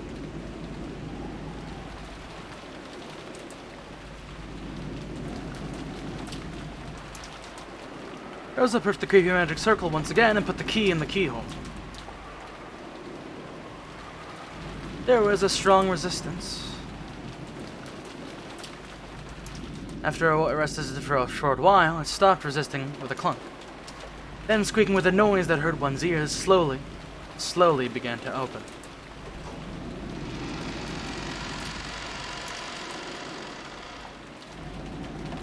Is anyone there?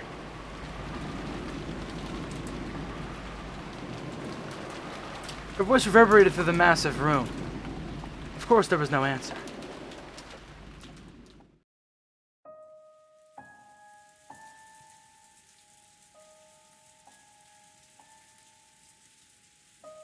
The chapel had a high ceiling and the air was cold. Even on this rainy, unsettling day, it felt scared for some reason. Sacred. Servants timidly followed after Rosa. Rosa-sama, look at that. Cannon noticed it immediately and pointed.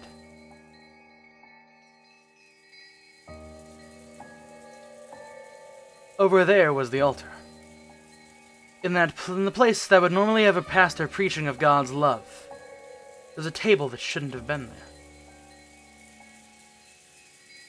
At first, it looked like a dining table.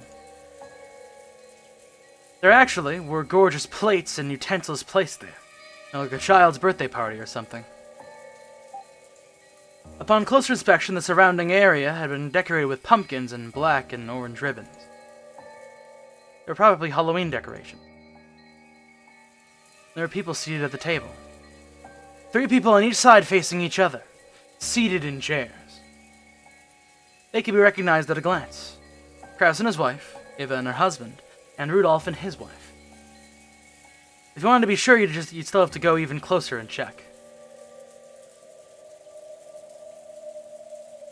Because they seemed almost like dolls. Rose and the rest had opened the door, entered all at once with the sound of many footsteps, and called out, asking if anyone was there. And yet there had been no reaction. Even if Rose and the rest assumed they were being ignored, you'd still expect there to be some kind of reaction. And there hadn't even been that. So at first I felt like someone had sat down some dolls that greatly resembled those people. By now, it wasn't just Rosa. Shannon and Cannon and even Goda. They were all fighting frantically with that creepy emotion that grasped their hearts.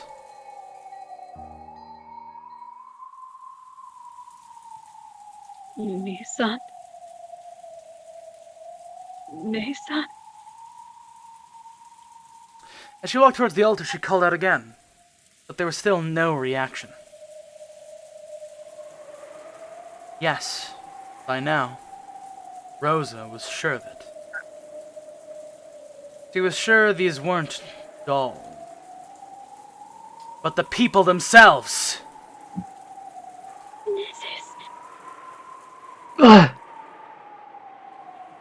They were close enough to see clearly what lay on the table. It still looked like an adorable banquet, reminiscent of a child's birthday party. Plates piled up with sweets, cute pitchers with drinks. All kinds of pumpkin-shaped ornaments. They were all decorated in a Halloween style. While this probably wasn't the time to be thinking it, we would surely have been delighted to see all of this. That was the state of the table they sat in front of, apparently asleep. It was an eerie scene, as though a small, fun-looking Halloween party had been stopped in time. They're all sleeping?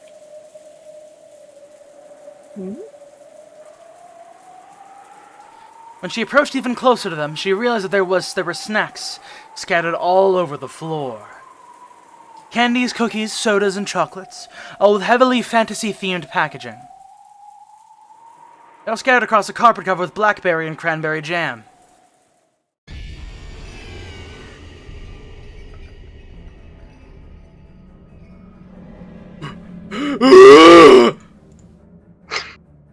Rose and the rest. What? Orange, it didn't pick up. It picked up on the stream, I think. Yeah, whatever. It picked on the stream. Rose and the rest finally realized what the situation was. It was a Halloween party. A banquet for those not of this world. Kraus, Natsuhi, Ava, Hideyoshi, Rudolph, and Kirei were sitting in chairs, apparently asleep, but all dead. Now we can look at the character descriptions. Wait, shouldn't we go a little bit? Jam! Should we go a little bit further, not to spoil what happened? Fine, whatever. Well, just because How could you tell that they were dead and not simply sleeping? That was because they'd been vertically sliced open, from their chests to their stomachs. Holy fucking... Kraus-sama!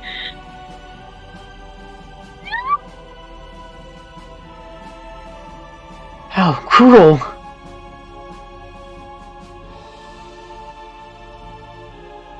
Six of them had sat down at a Halloween party, having their stomachs split open, killing them.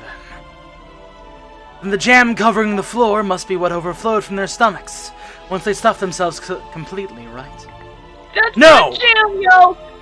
The contents of their stomach had been scattered all over the floor! And that wasn't all. Out of their stomachs, it was almost as though... So they'd poured out. So the snacks overflown from there.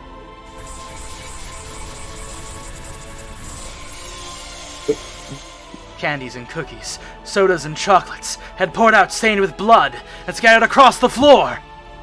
What could have happened to cause this? Well, their stomachs were stuffed full and to the bursting with sweets, and it all poured out when their stomachs split open.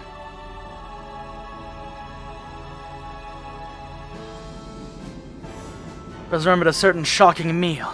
A turkey that had been served at her own birthday. It had been cut open with a knife. Out flowed one of her favorite foods. Since she hadn't been told what was inside, the deep, deep red ketchup omelet rice poured out like bloody maggots. Pulsing, dripping, slimy, pulpy, and squelching.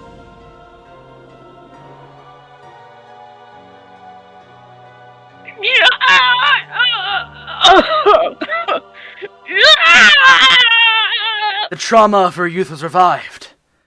As Rosa felt a monster raging inside of her stomach and the acid started to rise. Unable to hold back, she threw it up all over the floor. Empty stomach had nothing but stomach acid. The scene in front of her was no fun Halloween party now. Three couples were enshrined right there. Their stomachs vertically wrenched open with a... So many snacks had been stuffed in there, pulpy and squishy. Blood and guts and sweets were overflowing onto the floor. Bloodstained, sticky, sloppy, pulpy, sweet snacks that made your fingers stick together. Gummy. But stained with entrails. Sloppy, pulpy. What was that I stepped on just now? It didn't feel like candy or a cookie or soda or chocolate. This is Rose's I think it's Rosie, yeah. I know. I'm scared. What did I step on? I can't even look at the bottom of my foot.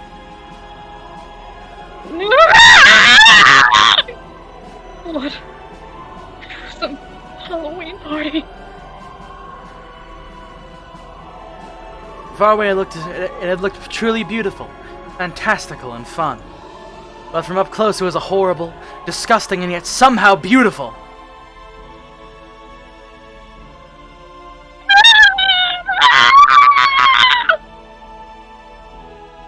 Rose's wild thoughts tried as best they could to escape her throat, with a loud voice that was neither a scream nor a roar.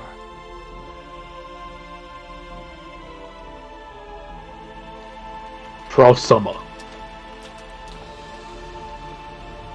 This is horrible. Just horrible. Call an ambulance! Call the police! That's right. The police. Police. If a word so tied to reality hadn't come out of a Goda's mouth, Rosa and the rest would probably have found themselves unable to escape that nightmarish party even now. It wasn't because they thought the police might not be able to do something. If they hadn't kept yelling about the police, also another seat might be set up at a demon's party and given to them. Their own chests felt like they were expanding unpleasantly from the inside, rumbling and churning. And it was surely because Kenny was about to overflow from their stomachs. Rosa, once again tortured by a desire to vomit, threw her stomach acid up on the floor. And then she searched to see if there was any candy in it.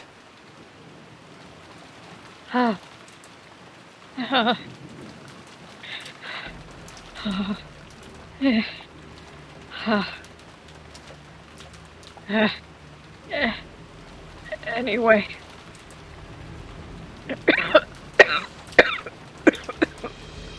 Rosa coughed violently again, forcibly spitting out the stomach acid that had been burning in her throat. Realized that by now her whole body had been covered in a filthy sweat.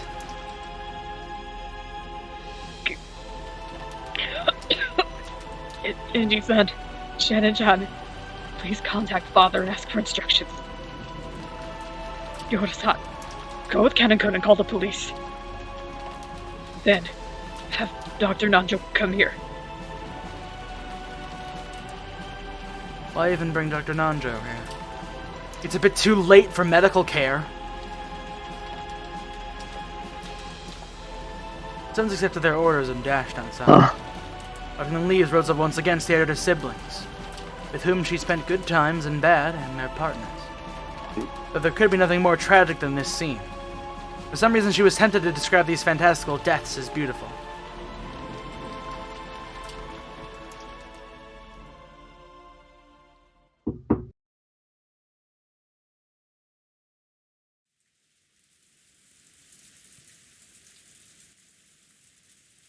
They aren't here. Where'd they go? The servant room and the kitchen are both empty. What in the world happened? Mama!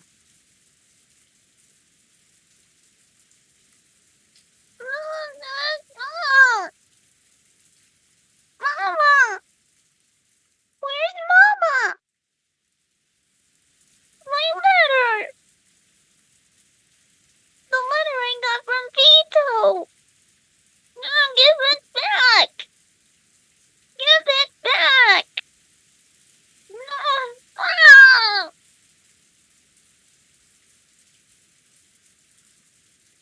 Perplexing. Ballergun, are you sure it was Aunt Rosa?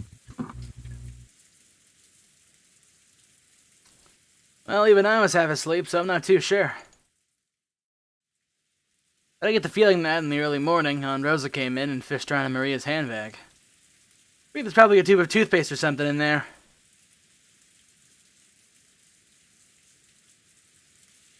Why would there be a tube of toothpaste in Maria's handbag?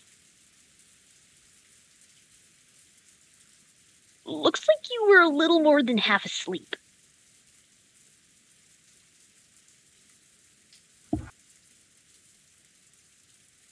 Badler vaguely remembered Rosa entering the cousins' room. Also, when Maria woke up before the rest of them, started rampaging around, saying that someone had opened the envelopes she'd been keeping safe. Putting two and two together, they figured out that Rosa had probably come in and opened the envelope. A letter from the Golden Witch. I wonder what was inside. I don't know. But that envelope was for grandfather's personal use, and it had the Shiromiya family crest on it. Whatever was inside it must have been some connection to the family conference.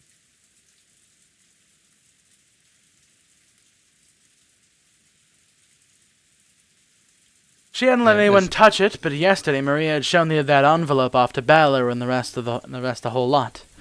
They remembered it well.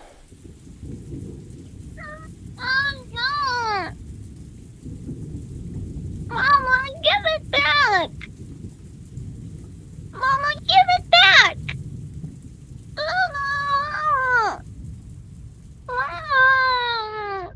Waha! Well, if you're right, it'd have to be pretty important. Why would this mighty witch get something that important to Maria? I don't get it. Every once in a while, the refreshing morning atmosphere was completely wiped out by the sound of thunder. It was only natural. The moment they'd woken up, they hadn't met anyone else. Like they were left, and the mansion had become an empty husk. Hey! Anyone there? Answer me! Jessica called out into the hallway, and eventually an answer came back. It came from the entrance hall. Oh, that's Nanjo. I thought it was fucking Yoda. I can hear you. Has something happened? It's Dr. Nanjo. Thank goodness. Looks like everyone but us hasn't disappeared from this island after all. Dr. Nanjo, good morning. Sorry, but do you know where our parents went? Dear me. I only just woke up and came here, you see. I have no way of knowing for sure, but let's see. It was only natural. Nanjo was a guest just like the rest of them. Come just now to pass the time in the parlor until breakfast. No,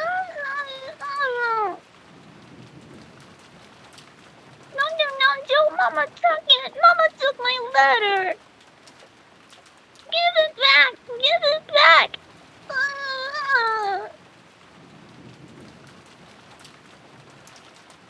Now, Maria buried her face in Nanjo's plump stomach, sobbing and crying.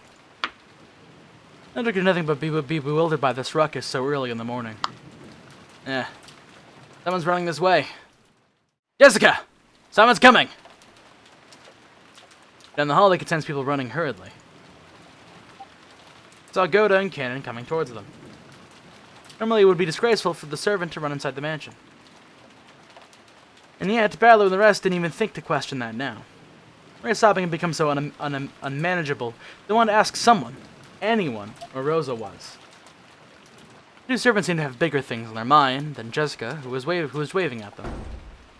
Goda flew into the servants' room, and when Cannon noticed that Nanjo was there, he bowed and approached the doctor at a quick pace before whispering something into his ear. What did you say? Rosa-san did. Yes. I will guide you, so please accompany me. Understood. This way. Not saying anything more than that, Kenan finally noticed Jessica and bowed to her. But he wasn't calm. He was pissed. He dashed back to the corridor by which he had come, followed by Nanjo. But looking at how hurried they were, Alu and the rest realized that yes, something bad really had happened. They saw it go through the door to the servant room, which had been flung open. He's holding the receiver and violently pressing the hook. From that, they realized he was trying to call the hospital or police.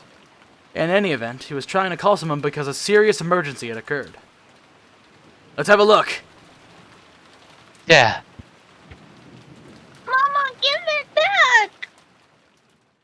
Give back my letter! It's an invitation to the Golden Land! They didn't know what, but something was happening. Battle and the rest chased after Kenan and Nanjo. And then we realized. Kenan had called Dr. Nanjo, but he hadn't told us. So we shouldn't have gone with them.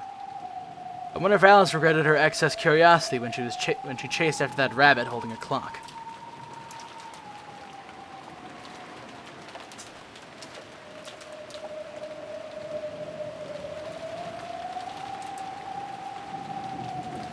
No, you mustn't go in.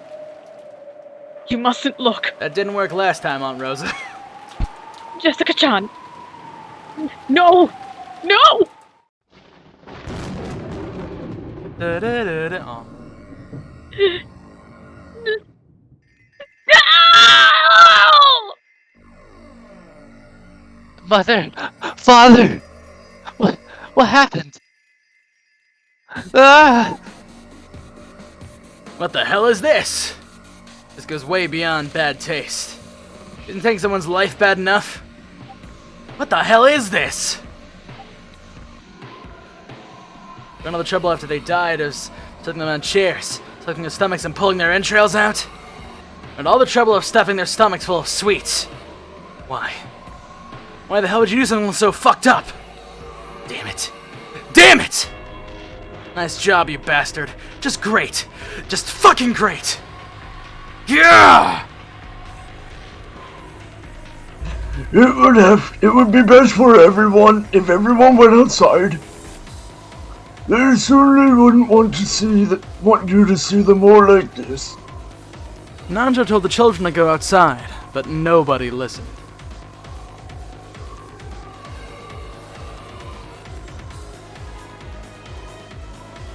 Nanjo. Oh shit, I thought it said Rosa. Nope. Rosa-san, please tell them. If they keep looking at something like this, it will do nothing but harm. Rosa regretted her own carelessness. She should have realized that the children would eventually come here. She should have quickly looked locked up instead of standing around stunned. The children had come here. They had seen it. Surely at this very moment, having a sight burned into their eyes. It was far more grotesque than the shocking meal Rosa had witnessed in her youth. While she hugged Maria, who seemed to be too shocked to show any emotion at that gruesome scene, Rosa cried for them and their parents. The four groaning and crying voices, their sadness, seemed to echo in a place that shouldn't have known God's love. Should have known. You piece of shit! Again? Another one of these murders? And this time you made it all elaborate, killing them like it's a joke!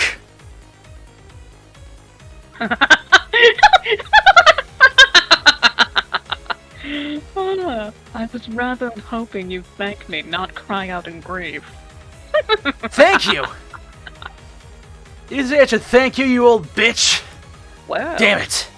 Something wrong with your ears. I'll cut them both off so you can hear better! Why should I have to see that insane way of killing and say, "Oh, thank you very much, Beatrice-sama. I'll beat your brains out."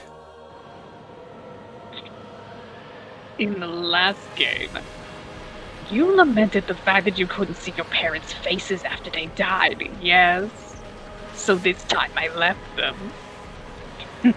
Didn't touch them. Take a good look, for without a doubt your father and the rest have been killed. Really? What a nice treat! I'm so fucking happy! I swore I'd pelt your face after I choked the life out of you. But I'll take that back now. We're about your guts instead! Don't give in to emotion. Don't stop thinking. My game has already begun, right?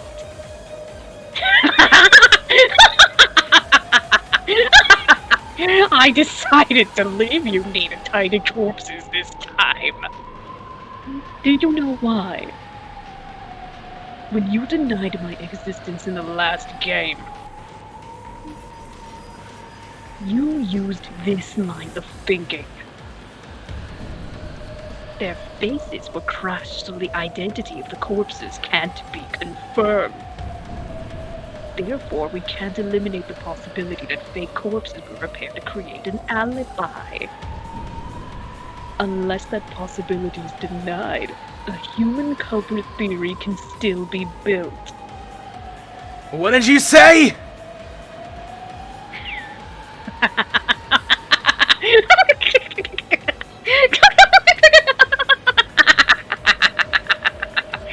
So, Battler, is it okay to leave the examination of the corpses to Nanjo? You tell me. Isn't it traditional in mystery novels for the doctor who performs such examinations to be an accomplice? Then don't leave the examination to him. Do it yourself!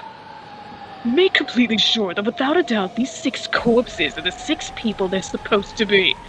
That they really, really are dead, not just pretending. If you wish to confirm that your father and mother have been killed by having their stomachs cut open and their entrails pulled out, you'd better stick your hand inside their stomachs and feel around.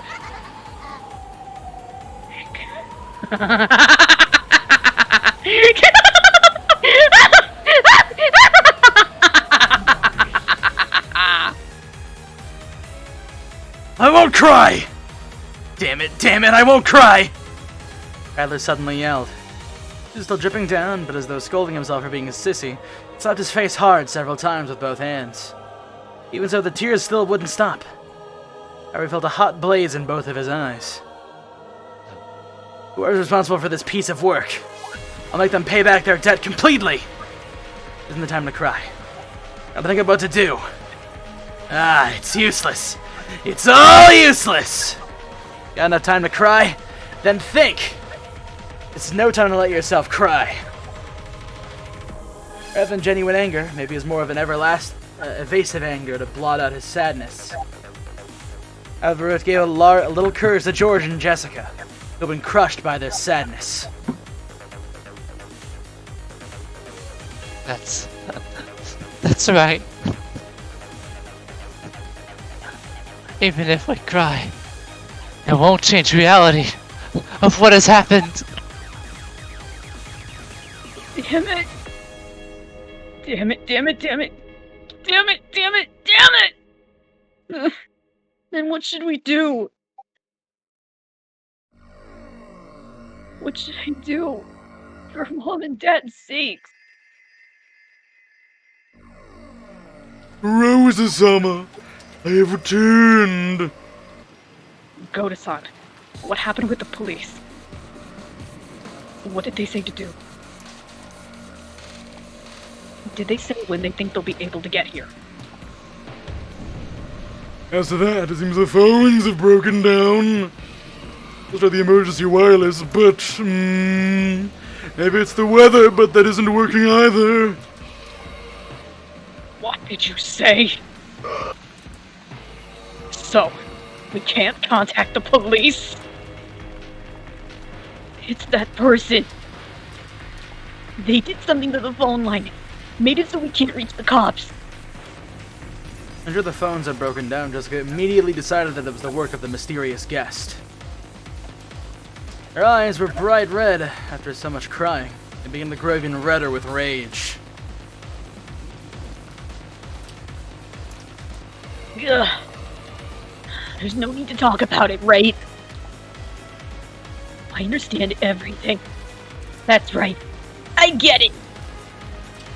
Who killed Mom and Dad?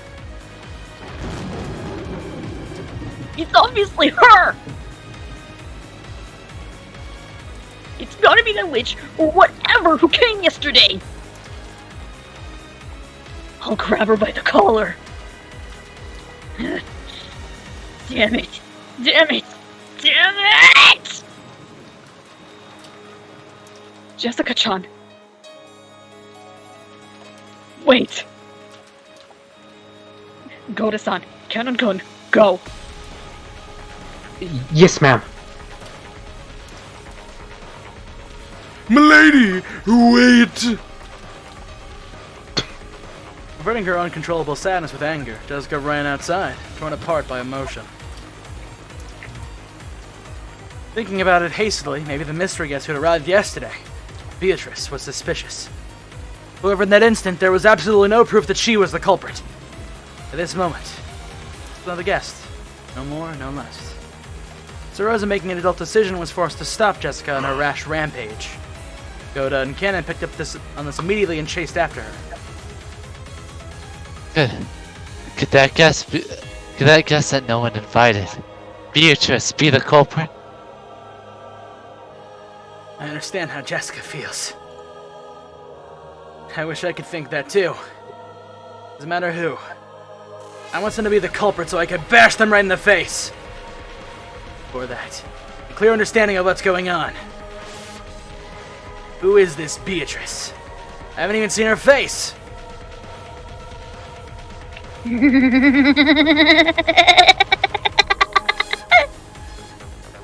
If you're looking for her face, it decorates the big portrait in the mansion. You still don't remember after looking at it for so long.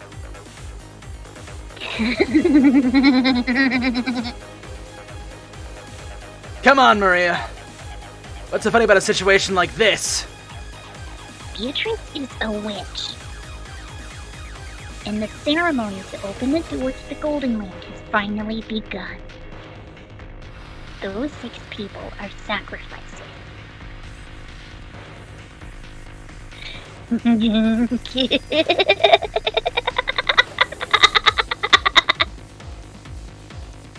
Come, let us begin the witches' banquet.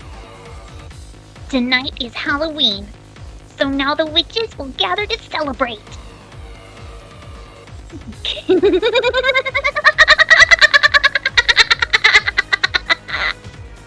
Maria, how many times have I told you to stop laughing in that creepy voice? The crisp sound of Rosa slapping Maria's cheek echoed through the high-ceilinged chapel.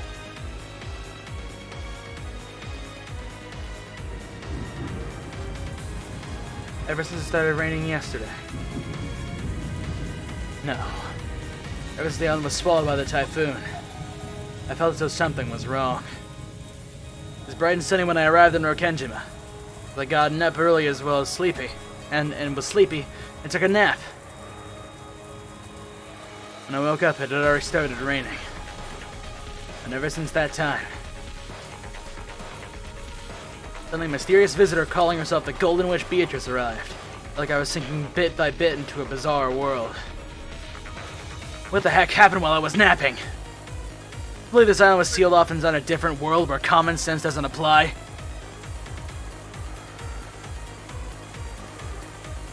Who is this person called Beatrice?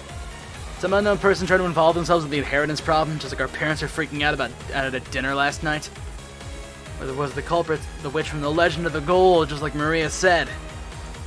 If we set Jessica's temper aside, given the circumstances, it's probably safe to say that the visitor person is the most suspicious. Let's make up our minds based on that alone. Ah, it's useless. It's useless. It's all useless. I sacrificed with both hands again, pulling off my brains before they overloaded. Even that might have been a wasted effort. This is one of grandfather's envelopes. A tray piled up with sweets that decorated the table. George Anarchy found a Western envelope that had the Ashurmia family crest done on it in golden leaf. And it was unopened. Which means it's probably meant for us, right? Something Dad and the others read.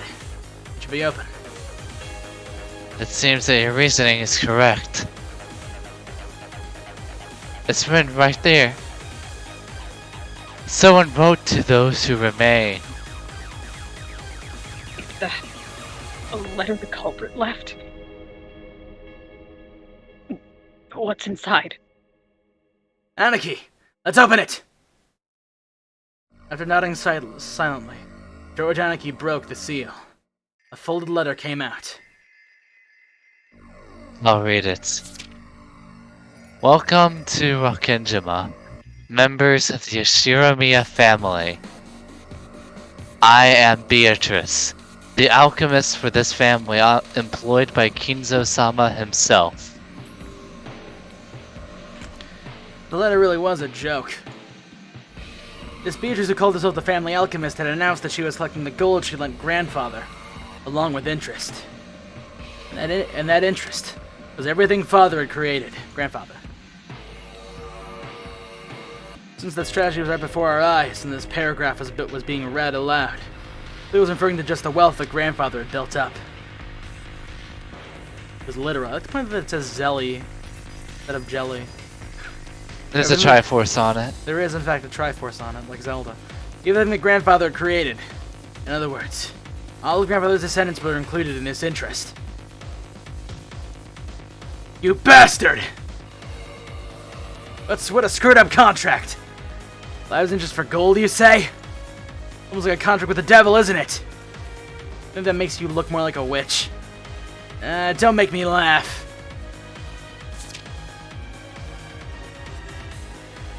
Special clause. However, if someone is able to discover the hidden gold of this contract, Beatrice must abandon these rights for all time. Kinzo-sama has already publicly displayed the location of the hidden gold within the epitaph, under my portrait. In other words, it's something like this.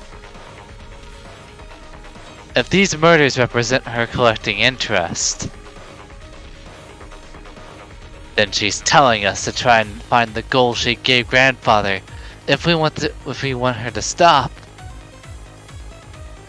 And she's also saying that the secret pointing to the gold is hidden in the portrait epitaph.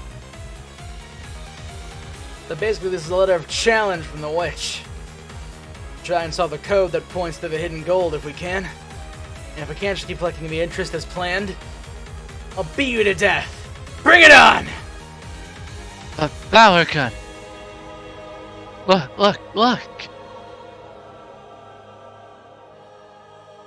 The table was covered with sweets. Those things were right out in the open. We just assumed they were sweets, too. I mean, come on, you see them a lot, right? And those boxes of chocolate shaped like gold ingots? This is no box of candy. It's the real thing! This is a real gold bar! It's inscribed with the crest of the one-winged eagle. That's how she did it. I heard Mother was talking about this earlier.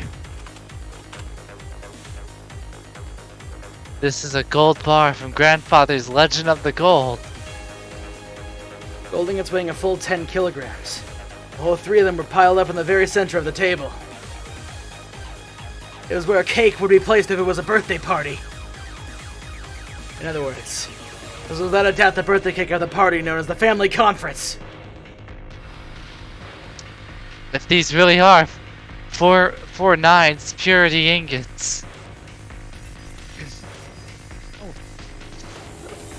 they're worth about 60 million yen. Why are you thinking about money right now? You stupid bitch! That's way too cheap. Because our parents have been killed, and the gold you throw our way for is a measly 60 million yen. I think it's for fools, damn it!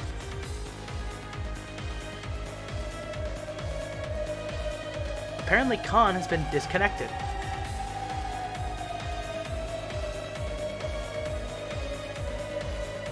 Oh. We will, Oh, her internet went out. we are going to, yeah, huh. to be fair, it is getting to the point where we would usually stop. Sure, this is where we would normally stop, but I'm pretty sure we're like inches away from the end. But I mean, there's not much we can really do about that, so... Her internet fucking blew out, it says. Kinda just sounds like we're gonna have to stop. The curse has struck at her again. Yeah, I can't. I feel yeah, like, God, no matter fucking what, something always goes wrong. It's true, I can always just, We've been cursed by the wedge, aren't we? Wait, I can hear... Khan's manifesting back into the world. Oh no, she's been summoning back in! My internet fucking blew out! I've lost all connections! Like, as soon as it reached 11 p.m., my internet just officially just went out! Oh, wow. Let's get moving. Wait, should we just send it here then? Not gonna lie, this is scary, man! We're inches away. Cursed by the witch. Are you on your phone? Yes, I am! Okay, just check. I'm on my G data!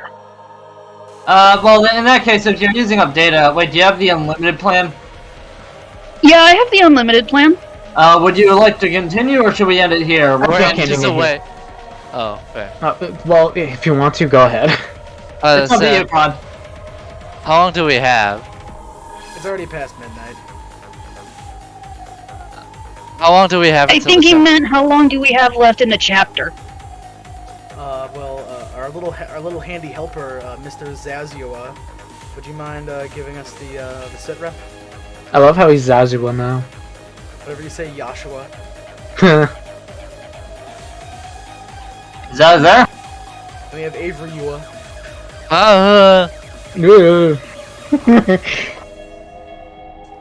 He's saying 1 second. We are getting information now. He is going to the chapter.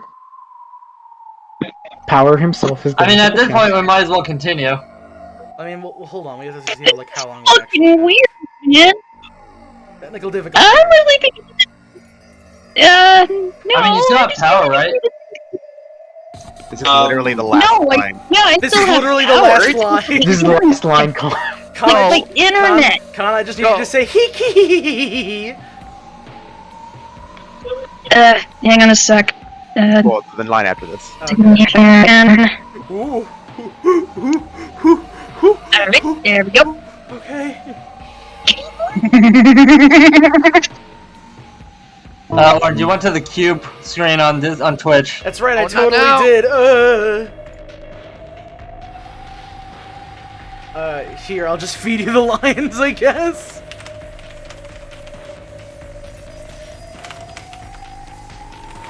Alright, we can continue. Okay.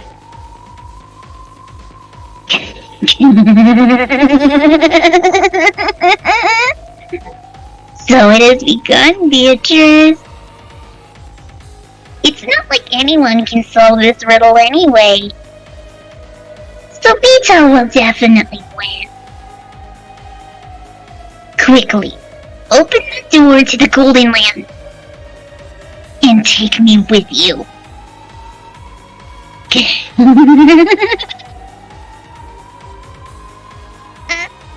Done. Literally one line. Literally 2 lines away from the end. What the fuck with that shit? Okay, let's end it now. This is getting too nuts. Time to edit here. I can't believe I'll be the first one to talk in the next part. I can't believe my Wi-Fi cut out right when that happened. Seriously. Yeah.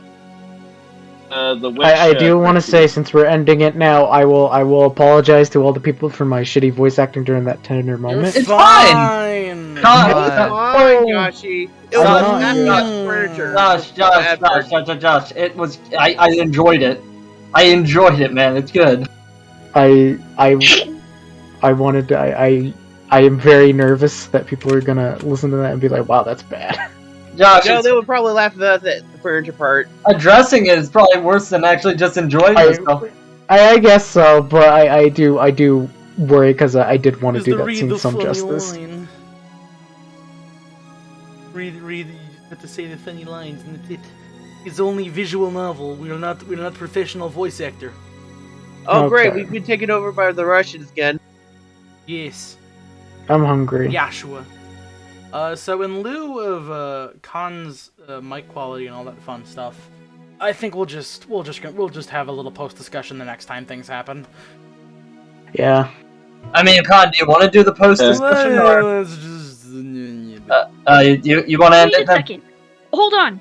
Can you hear me? Yes. Yeah. Yeah. Yeah. I'm on my computer now. Oh, there Yeah. we go. Cool. I said, What the fuck just happened? I don't know. I don't know. My internet just went out for like a few fucking moments. It locked me out of my PC. And then the Wi-Fi was down. And then I was on my phone, but now I'm here. Oh, there we go. start from no Wi-Fi. Now we're here. No, it's just my Wi-Fi just spotted and literally crashed a few moments ago. Oh, might have just been like it needed to restart or something like that. Wi-Fi spotted. On my computer and my laptop? Probably, yeah. Happen. Sometimes, yeah, but both at that same time? I've had that happen. Yeah, that happened. I mean, Con, it's all coming from one place, right? Yeah, but... Oh, only one thing I'm failed, sorry, and it just caused... No.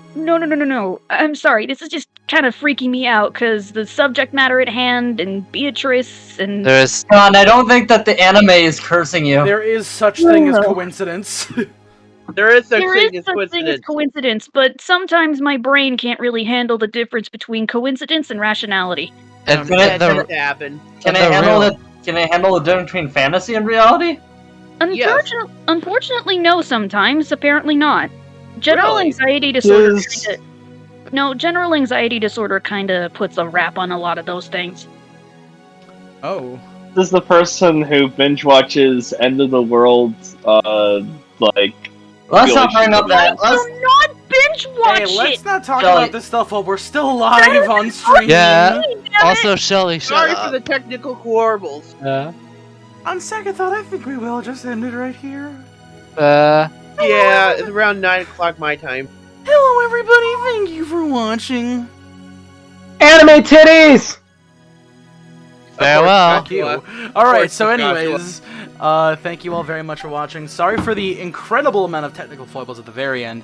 I know normally we do a post-script discussion, but I think we're just gonna not do that today. We'll probably do it tomorrow. Not tomorrow, but Friday. I hope we do it Friday. The Lord knows what happens. Consider following us if you haven't already. That'd be really cool. So that way I can stop e-shilling, because we're so close. We're so close. Get Hey, your well, friends I'm to not gonna follow us. stop e-shilling afterwards. Fuck that. Get your friends, get your children, get your roommates, get your everybody to three follow of your us. friends who like visual novels to follow us on Twitch. Or anything. They don't even have to watch us, really. Yeah. Video games. Good Yeah, night. games.